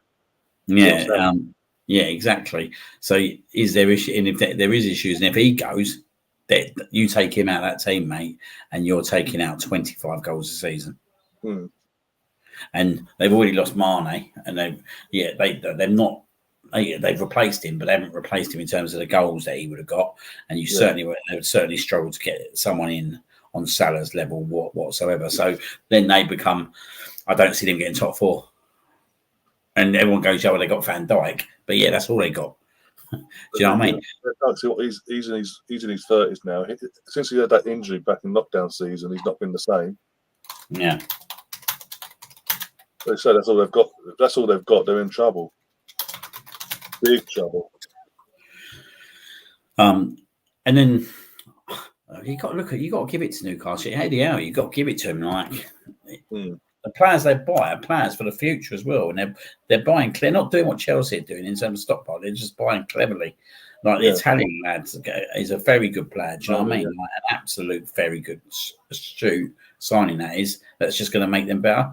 And I don't think they will get top four again. But do you know what? If we get to December, January, and they're in the top four again, you can't bet against them. And obviously, they're in the Champions League, so they're going to want to do well. I think it's good to see how they'll do. It's good to see how their man Arsenal will do in the Champions League. Aston Villa, he's going to go for the Conference League, isn't he? Let's be honest. Like Aston Villa should be there or thereabouts in the Conference League. I think they'll be top eight. Top eight. Yeah. Spurs is an interesting one. I think. Do you know what? Suspect FC he is. Maddison's a bloody good player. Do you know that? I was watching him right, and I thought, do you know what? I'm so glad Kane's gone, because Maddison and Kane I think would have worked, and I think they would have had the attack to obviously hit teams and just defensively, and the goalkeeper doesn't look that good either for me at the moment. So yeah, again, you look at them, you think they could finish anywhere in terms of like. But I don't see them in. I don't even see them in top 6, to be honest. No, that's what I said. That, yeah, I don't see them getting European football again. I think that almost again from England there. What really bright header. But yeah, Warren's saying as well. The guy to watch this year is that guy from Newcastle. Sandro Tonali. Yeah, definitely. He's a massive player for them. He's a massive player, and they seem to make all the right decisions, don't they? Newcastle at the moment. Let me just put my laptop in. They do seem to make the right decisions and get the right players in. And fair play to them that they're in the Champions League. I think I just want to see how have they got a big enough squad to cope with both. Now, yeah. And then Brighton, obviously, Brighton sold too many players. They're going to struggle. I think in terms of European football, once it gets underway and all that. And then you look at the bottom table, my bottom 3, Luton Town, Sheffield United, just don't see a future for both of them in the Premier League.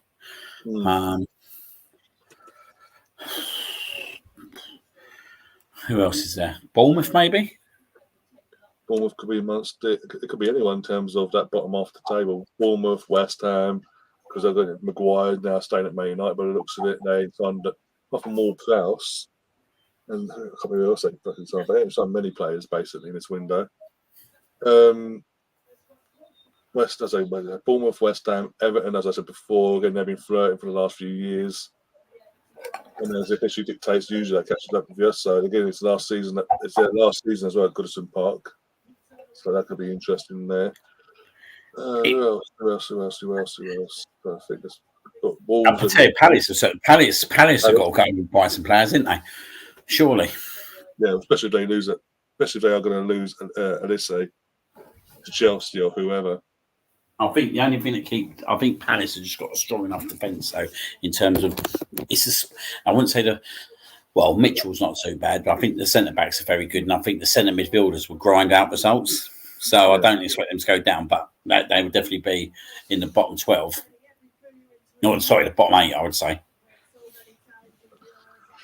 Chris is saying as well, if England are top 2 in the coefficients league, England will get an extra spot in the Champions League, so they'll be top 5 basically. Potentially has come May. Then I'll give it to Liverpool, Man United. I think if Salah goes, if Salah does go, I think Man United just give it to United. They need to keep Salah. They need to keep him on side. Yeah. Yeah, definitely. Do you know what? Though? You have to wait. I think you honestly have to wait till September the 1st. See what the final business is with teams. Like this is the most ridiculous transfer window I think we've ever seen. Yeah. Like with Saudi Arabia again, what's going on there in terms of what the money everyone's paying for centre midfielders at the moment. Yeah. And then you look at what Neymar's just gone as. That was ridiculous, wasn't it, Neymar? Yeah. It's just like £400 million. Yeah. It's mental. And something out of nowhere now, Mbappe staying put, apparently. That's weird. It bores me, Mbappe and Paris Saint-Germain. Like, it's like... It's such an... It's literally like that soap opera that just turns at the same fucking story every 6 months. Yeah.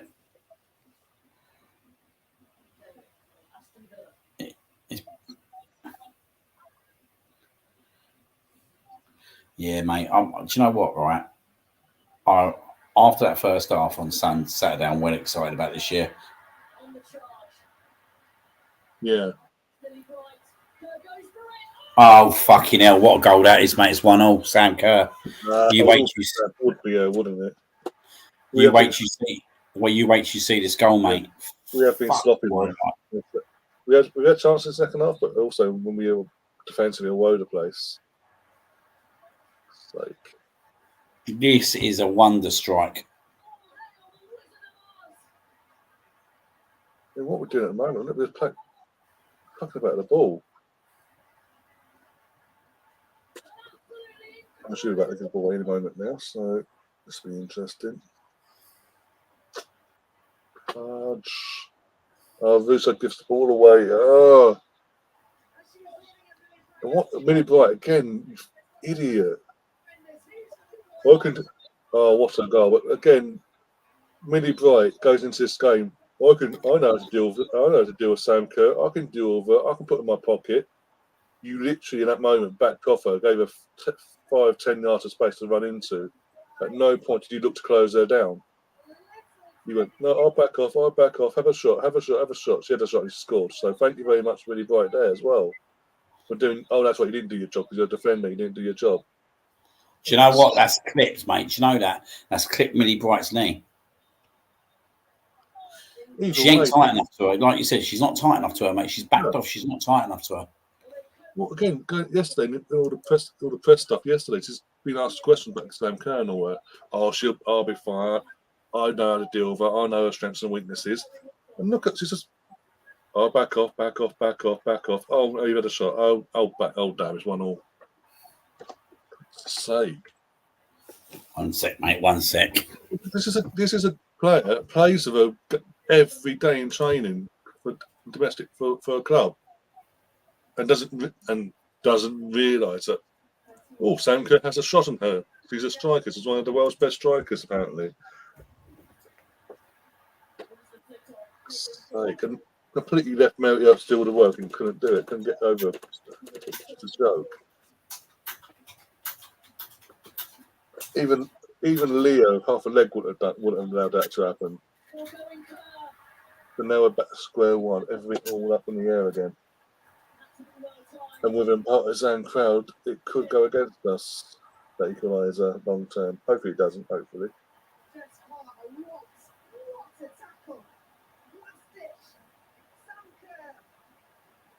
Oh dear.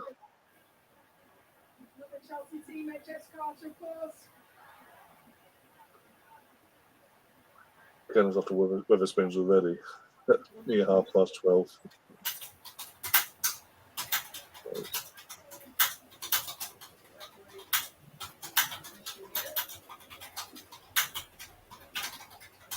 I'm losing, just boot it out. Don't do that.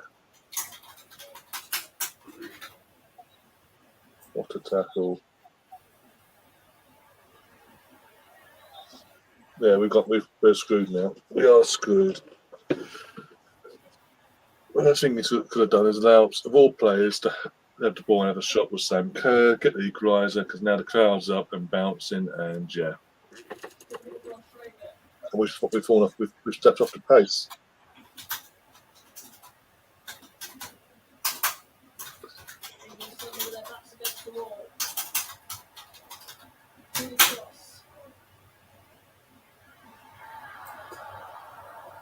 Sorry, mate, 1 sec. No worries. Oh, dear. That is the mystery that enshrouds this wonderful striker.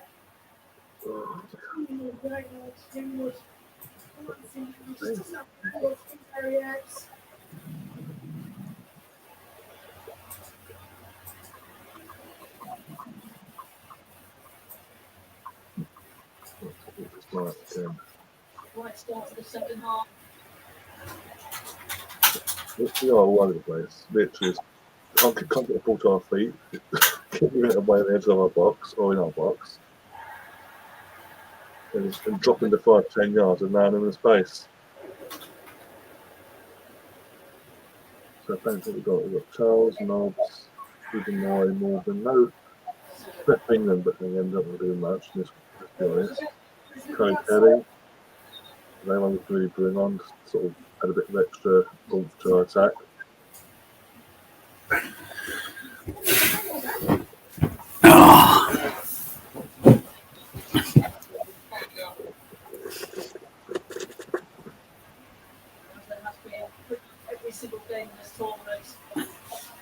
What's your thoughts on Tavares with Nottingham Forest? You can have him. I'll pay for the taxi. How much do you think we'll make for him? We should be looking around 10 mil, 15. Give or take. He played for us. He played for league football. He played in European competitions as well. He's going into an established international for his country as well. Oh shit! What for them? Or for us? No, for us. Oh, for God's sake! Oh, dear. Why am I very smug? Very smug. He was on Saturday. I was when I was sitting in that stadium, mate. Oh dear. What do you think about this Saudi Super League? Do you think it can kick off? Like I said to my mate about this, like this is a big threat in it to all the leagues now. Like the league, especially the league has gone downhill anyway, innit? But especially the Premier League, like with the finances and all that, like and the difference is usually when like you've had the MLS and like obviously the Chinese league and all that, like it's always been older players, but they're getting players in that like Ruben Neves, isn't they? Oh, she just nearly scored again. Do you think it's a threat? Potentially, yeah. This could get out of hand, and then not just England, Premier League wide, but in terms of European football in general, could be in trouble here. But again, I just fall back on the old. We all thought this initially when it came to the Chinese Super League, and then they suddenly just their own state changed the rules, and it's gone quiet there. I don't know. This is a weird. I think this is different in so many ways. It's got to be nipped in the bud soon. Otherwise, as you say, all these major European major European leagues are in trouble. They're going to lose all the best players. Oh my God, Russo! Oh, it's not even that, is it? It's the Champions League. It's it kills everything. It suddenly affects everything. Yeah. Tell you what will happen then, Bob. It'll end up not being a European Super League, Champions League. It'll be a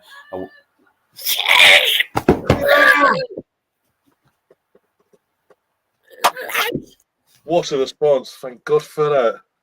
Hemp. Lauren Hemp with the goal. Come on, Lauren. That's a response. That's a response we needed after that screamer from Sam Kerr, and for the last few minutes for how we've been playing defensively.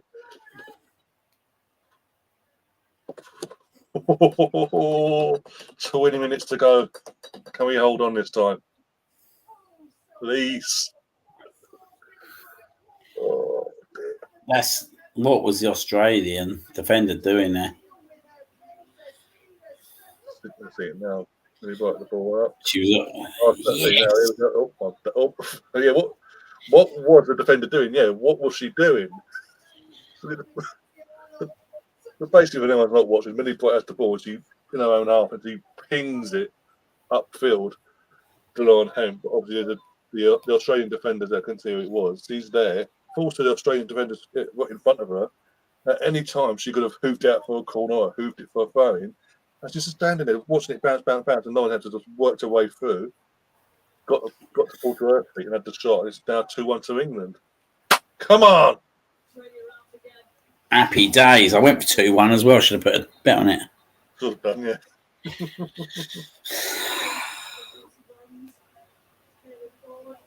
Absolutely brilliant, guys. It's coming home, potentially. I said potentially, I didn't say it fully. That'd be a good game against Spain in the final, won't it? On Sunday, yeah. Oh, my days. But it's Sunday as well, so at least it'll be actual. It's not going to be like midweek like this. Who was favourites before in the semi-finals? Was it Sweden? Going into the semis. They were in up there, yeah. Because Sweden had a performance in this World Cup. I think they were in favourites. I think they were my outsiders of the World Cup after their first game. Because they just looked up for it, basically. Yeah,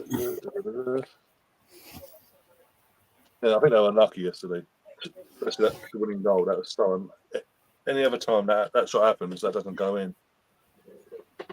Yeah. What are you making of De Bruyne though? De Bruyne's out for 4 months with Man City. How does that affect Haaland and resupply? They've got no Gundogan. All back on.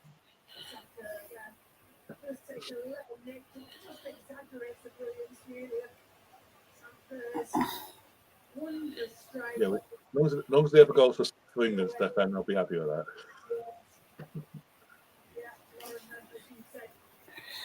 Colonel playing, so I think he talked about this. He's talked about the Saudi League. Sorry, it'll be a good 3 years initially, but overall, after that, it'll need itself to the league to be regulated by FFP or the league. Yeah, that's potential there.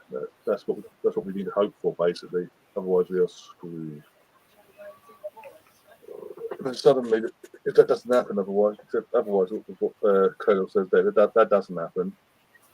Suddenly, you'll be having competition for the top youngsters of the world in Europe. Well, they're throwing them fucking cash as well, mate, and everything's money related, isn't it? Yeah. Let's be honest, mate. If someone's offering you like Neymar's wages, mate, you ain't going to say no, are you? You're fucking Mitrovic, he can't wait now, can he? He's trying to do his bit to get out there. Obviously, Did he pay for Fulham at the weekend or not? He came on as a sub, yeah. But he has played. I think the manager had a word with him and said, "Look, I understand you want to go.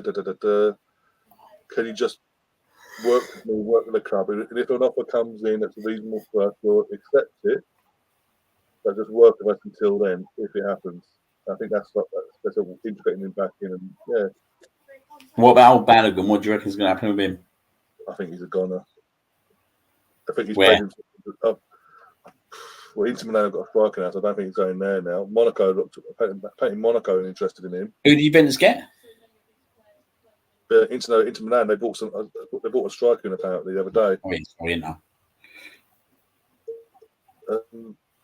He's played himself into this situation because I know he didn't get many minutes in the States and not in pre-season in general, but he's off the pitch attitude and how he conducted himself during pre-season off the pitch in terms of his social media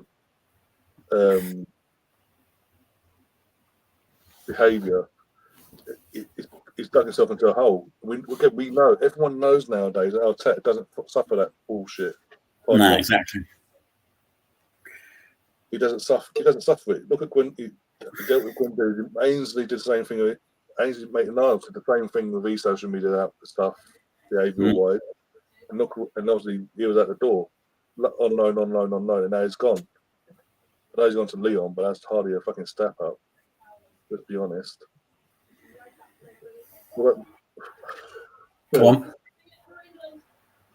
Oh. Wait for this to play out first. She does good hold up play, Alvaruso, don't she? Yeah, I think she'll be brilliant for us once she gets back to Arsenal now. But I've got to say, take a mate two next to him. Do you know what I mean? Yeah. We'll take them all. But I don't care. Weak in Man United, I don't care. Everyone wants to leave there anyway, apparently. Pardon?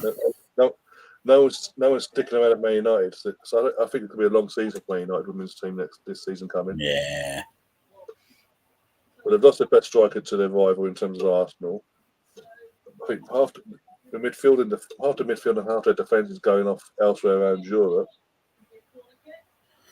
We're starting to just get a little bit. I was going to say, did you see Marseille got knocked out last night in Champions League qualifying by Olympiacos? Yeah, I see that. Panathinaikos, sorry.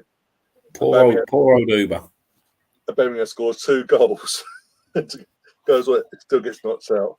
I'm watching the Sky Sports thing last night, and I'm thinking, as the goals come up on the screen, like Birmingham scores 1-0, 2-0. And I think, fucking hell, what's wrong with him? Suddenly scoring goals after 3 years. Oh, did he score? Did he? He scored the 2 goals for Marseille. He went 2-0 up, and then Panathinaikos scored, took it to extra time, and then penalties. And then Panathinaikos won on penalties 5-3.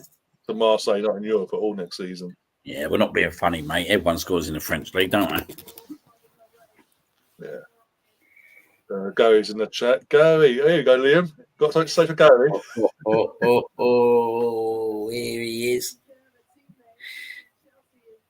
Actually, you want to hold off? Actually, hold off a second. He wants to come in. Yeah, Gary, come on in. You know what you've got to do. You got access. You don't need me to invite you in terms of send you a link and nothing. You just bring yourself in, but brace yourself. It's what you saw in that video, Gary. Find out, Gelfer.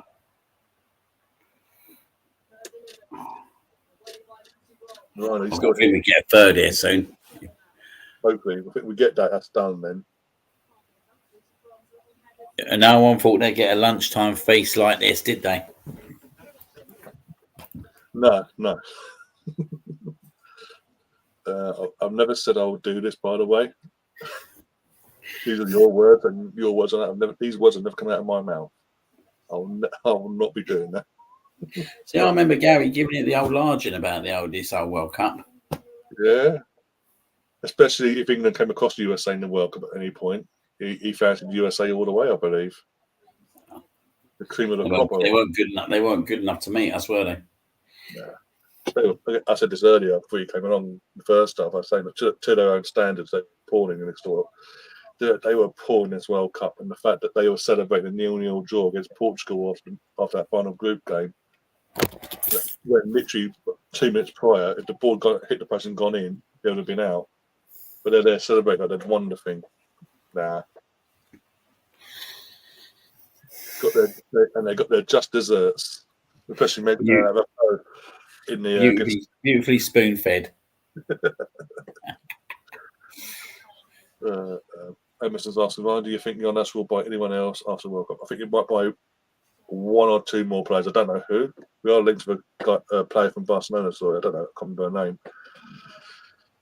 Do you think the Brazilian girl will be a miss?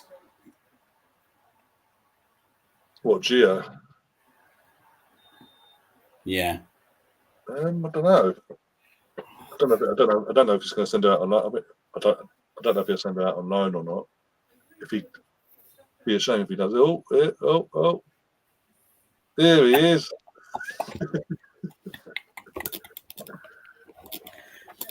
Just a second. I gotta get the audio right. I can't hear you.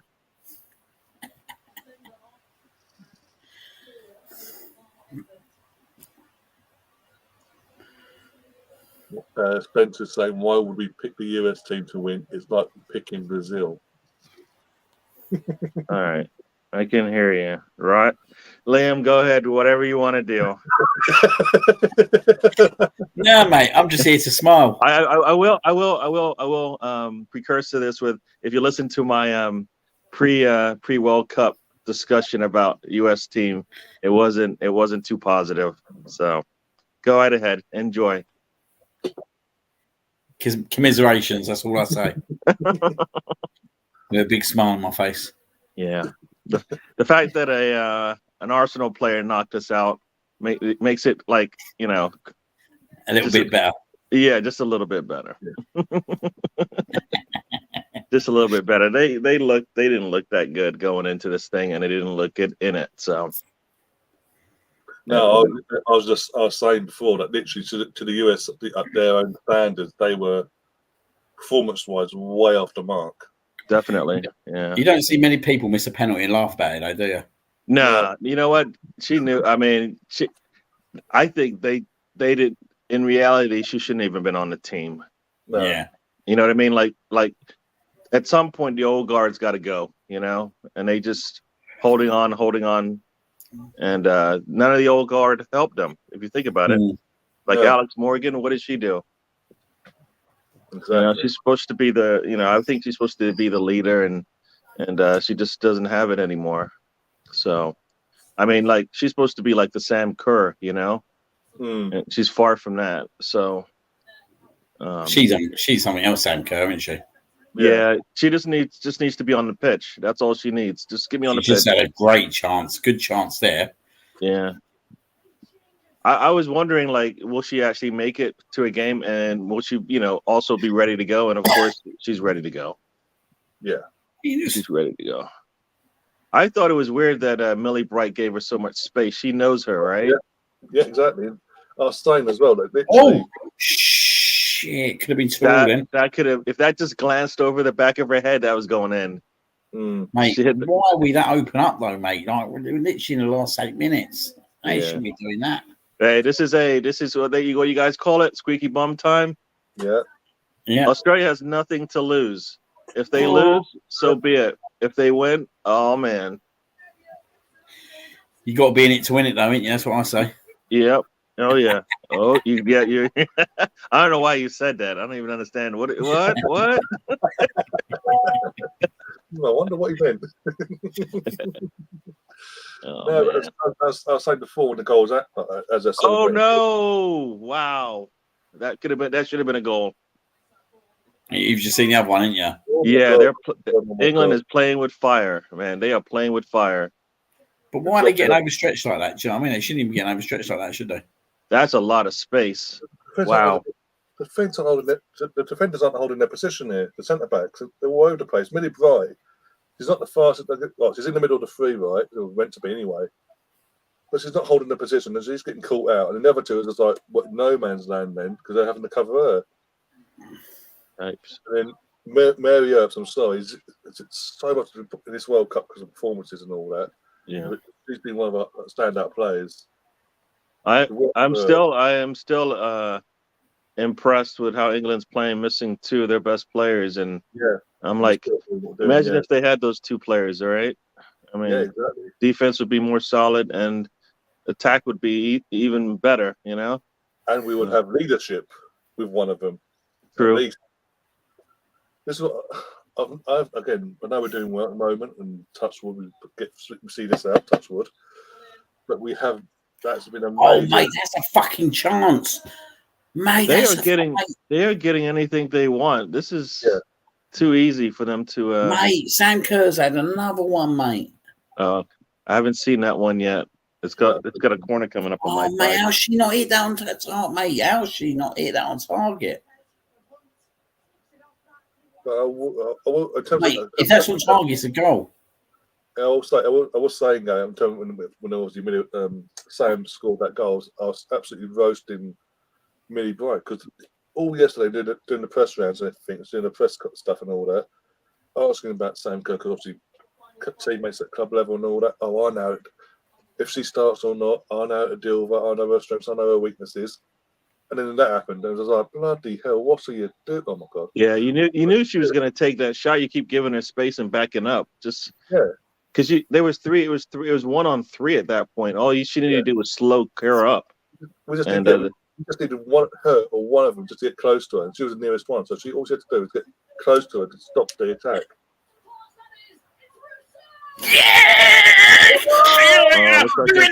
Final, Brusso, 3-1, game over. Brusso. Come on!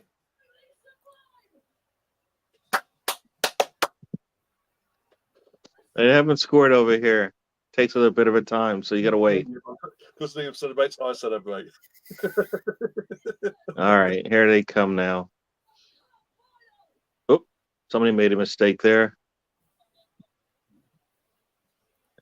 Off they go. Right through the middle. Oh, my God, they left her wide open. Why would they leave her open like that? There we go. Wow, that's even easier than everything else that Australia got. Why did are you supposed to? They didn't even guard they didn't even guard her. Just left her alone. That's our striker. We got for nothing. Wow. You look disappointed, Gary. I'm English. Leave me alone. It's the devil, though, isn't it? Hey, I can go both ways, dude. You know that. My birth certificate gives me the right. Do you want to see me? Do you want to see me smug though? That's the I question. don't like seeing you smug, especially when it's against me. I do like seeing you smug, just not when it's directed at me. Not at all. Not at all. Oh man, that's nice. Spain against England, right? Yeah. Now, has England's been in the finals before? Because I know Spain hadn't until. not the World Cup final. It's the furthest we've ever got was 2015 semi-final against the All US. right. So that's both teams going for it for the first time. Yeah, but obviously, I think the entire world and some Spanish people might be favouring England because of the situation, especially because of the situation, the Spanish coaching situation and all that. Yeah. I'll take it. Yeah, Sam Kerr, get used to that. You see Sam Kerr put a head down. What Get time's the used to final on that. Sunday? That's gonna be the women's league. Sam Kerr with a head down, Russo scoring. It just will be in love red and that. blue. That's Yeah. all. Oh, I am looking forward to the women's Super League or whatever they call it now. The Women's Super League starts in October. In terms of the domestic league, starts on October 1st. Yeah. We've got a couple of Champions League qualifying games to play beforehand to qualify for the Champions League as well. Yeah. Right, Sunday. All comps. So how much time do you think they're going to add? Probably 10 minutes because it's in Australia. No, yeah. I don't think it's been that much, though, is there? Really? There's only one at halftime, right? So No, I don't think there's been much. I'd say about 4 or 5 minutes probably because of the goal celebrations and whatever. The final is at 11 a.m. UK time. Oh, love that. That's Sunday sorted, isn't it? Yep. Oh dear. You said 11 a.m. a.m. UK time, yeah. Yeah. So basically the same time as today, basically. Big game that is, mate. Big World Cup final. Do we dare say it though? Do we dare say it full time? In terms of them famous words that have haunted us since '96. Dude, you haven't said it all. I haven't heard much of it lately, so just enjoy the moment. Come on. I have refused in this World Cup to say it because I don't want to jinx it. Lottie, on the other hand, has said it in every podcast. Oh, nah. And tried to get me to say it the other week when I was on our podcast the other day. I was like, nope, not saying it. No. Yeah.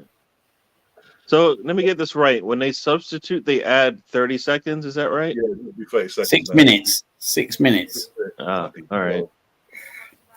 Sounds like you wanted 10 or 12, mate. No, I said because it's in Australia, it's going to be 10. Not because I want you to cry. You would like to see me cry live? No, I don't. No, I don't. Well, obviously, as long as it's not Arsenal related. Exactly. Yeah. If you're crying, it's usually going to be Arsenal. English women look pretty good. They look pretty set up well and everything. Coached well, got good players, all of that. Bronco saying 6 a.m. US time. Oh, okay. Yeah. That's an early morning on a Sunday. I don't know. That might be a little hard. I might get in the bar and watch that on Sunday. Oh. Yeah. Get the old stream on with you. It's meant to be nice on Sunday as well. Oh, I can see it now. Oh yeah, exactly. It's going to be nice weather actually Sunday as well. Really nice weather, as it's Arsenal from yesterday. Have a look now. Might be a little bit of smuggery. 25 on Sunday in London. Oh, can you imagine that? Get a bit 25. Get the old shorts on. Cocktails flowing. England winning the World Cup. Get the old flags out. Everything. Mbappe signing for Arsenal. Yeah. Oh bloody hell! then we wake up. You guys think we're done? We're done in this transfer market? Nah, not yet. I think because of the Timber thing, I think we'll have another sign, at least another signing to do now. But do you think it's actually going to for Timber, or you think just a signing? Just a signing, but basically just to cover him for cover his loss for the next few months, however long that may be. But basically, just a signing to keep cover, basically. Because we were saying before, Gary, we can't rely on Tomiyasu because he's injury prone. His legs are made of biscuit either side. Yep. Yeah. Hey, I will. You know what? I will tell you this. Just remember, if City needs a fullback, they went to who? Bernardo Silva, right? We've got a player who can do the exact same thing, play on both sides, and then gives Trossard time on the outside, right? Nah. You don't think so? I'm just talking about in a pinch. In a pinch. I know what you're saying, but yeah, it's a bit like We can't talk about versatility and not use it when, you know what, we might need it. You know what I mean? I'd rather have Trossard and Saka on the pitch than just Saka if I had a choice. Mm. Yeah, I get what you're saying. Yeah. Do you know what though? I do think though, mate. I think like obviously with this injury now, we have to do something because if we do lose Tomiyasu, yeah, right, we're then a Saliba injury away again from Ben White having to go. We just end up back at last season now. Do you know what I mean? And I don't think we can afford to do that. I just think that after what happened last year, we can't afford to be in that situation again. So we need to do something somewhere. Or some people said some crazy stuff like maybe academy players get a chance to, get a. You know what? Think about this. The only reason why Saka got his chance is because we had nothing, right? And they weren't going to spend it, and they weren't going to spend the money, right? Because he was good enough.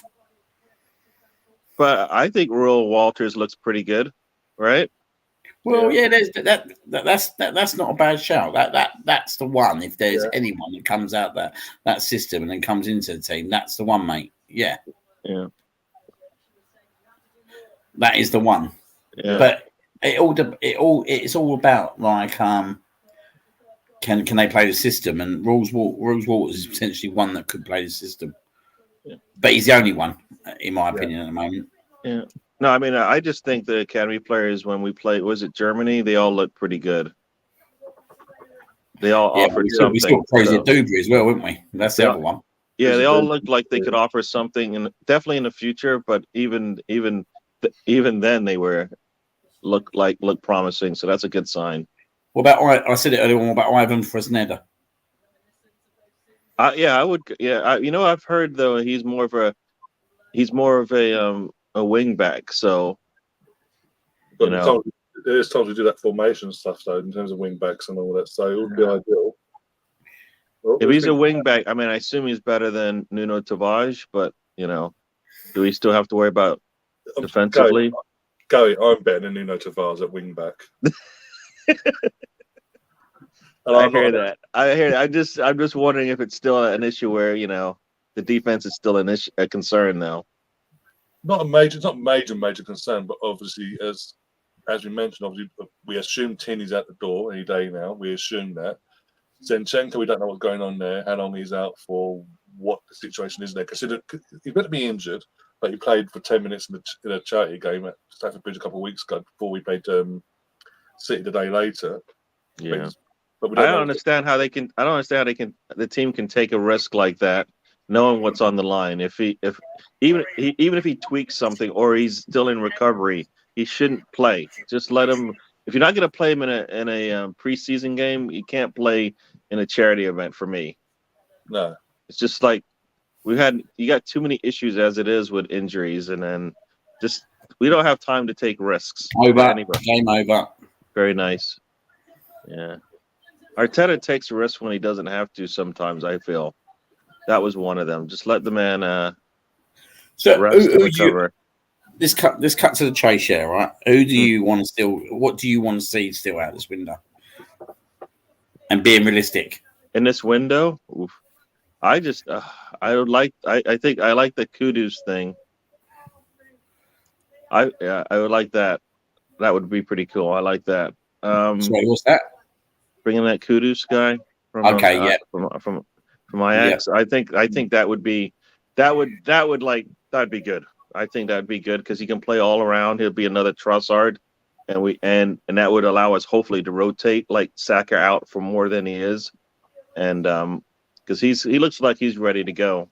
But it'd be good to be able to say, you know what, you sit on the bench, let Kudus or Trossard get a go, and they're going to be raring to go as well. So either you do that, or I don't know what defensively we can get to help, to help in the back line, right? Like I mean, I've heard people say Cancelo, but that's too much money, and I doubt they're going to sell us another player. Yeah, he would have been the ideal one though, wouldn't he? Because he could cover both fullbacks. Yeah. I'm sounding like who? Some Why? You know what? You know what I find weird is I have not changed my stance or my position on things, and people are calling me that just because of you, Ryan. Just because that's your just because that's your nemesis. Anytime I don't agree with you or with you, basically, then I must be on the other side of the fence. I don't get it. Don't ask me. You know what? It's Nightman Nemeth. Oh, you know what? Yeah, I take that with a grain of salt. Nah. Yeah, exactly.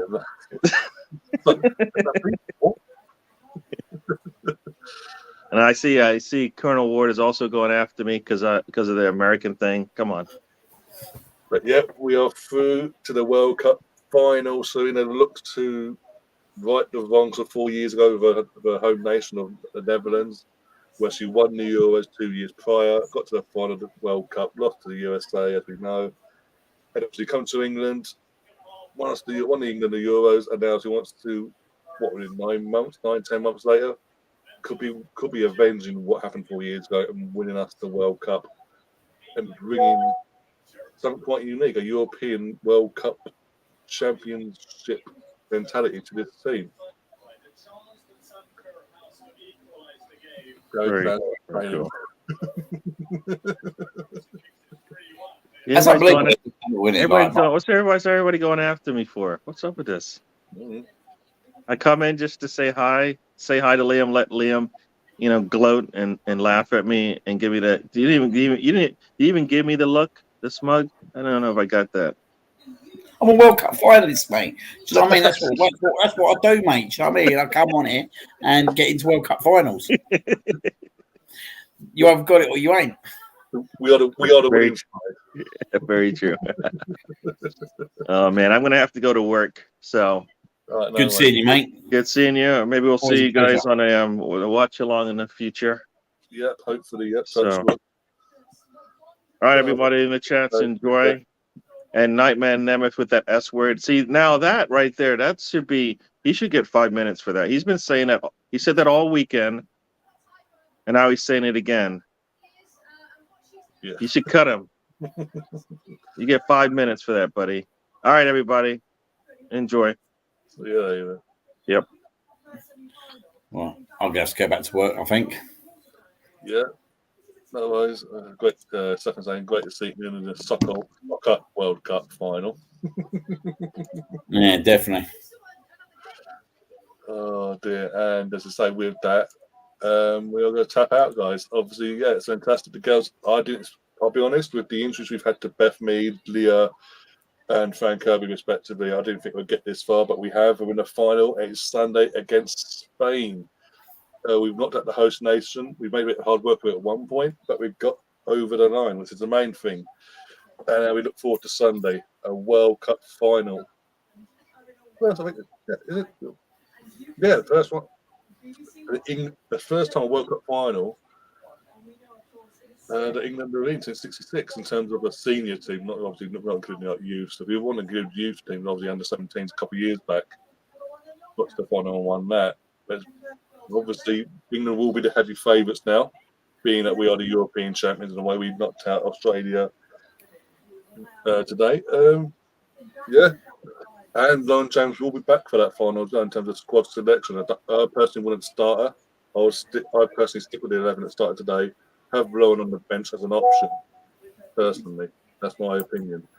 Aside from that, I'm trying to think now. As Anne said in the chat already, we will be doing a podcast tomorrow.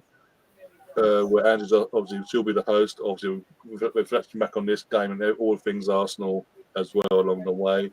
That's at 7:45 tomorrow evening. Keep an eye out for that. I will be on as a guest, not as a host, as a guest. Just to make that clear. And then what was that? That's on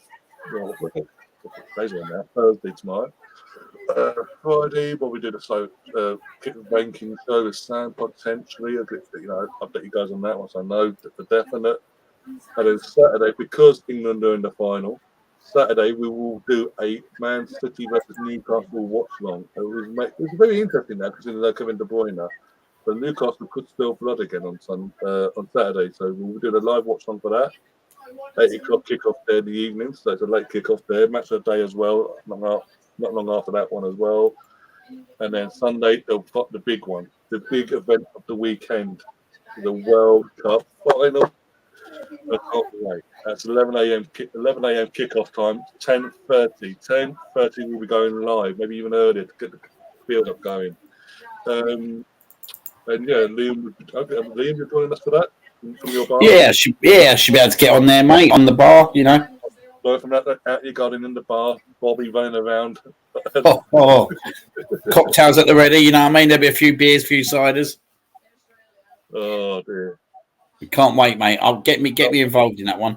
Yeah, definitely. I'll try and get a few other people on as well. It's Sunday, so it might be a lot easier as well, no matter what time kickoff is, but it is 11 a.m. In the UK. And then after that, and then Monday, instead of a podcast on Monday, we will be doing another live watch along for Arsenal away at Crystal Palace at Selhurst Park under the lights. What could go wrong there? But apart from that, guys, we'll see you soon. As always, take care of yourselves. I'll see you on the other side. As always, up the Arsenal. Come on, England.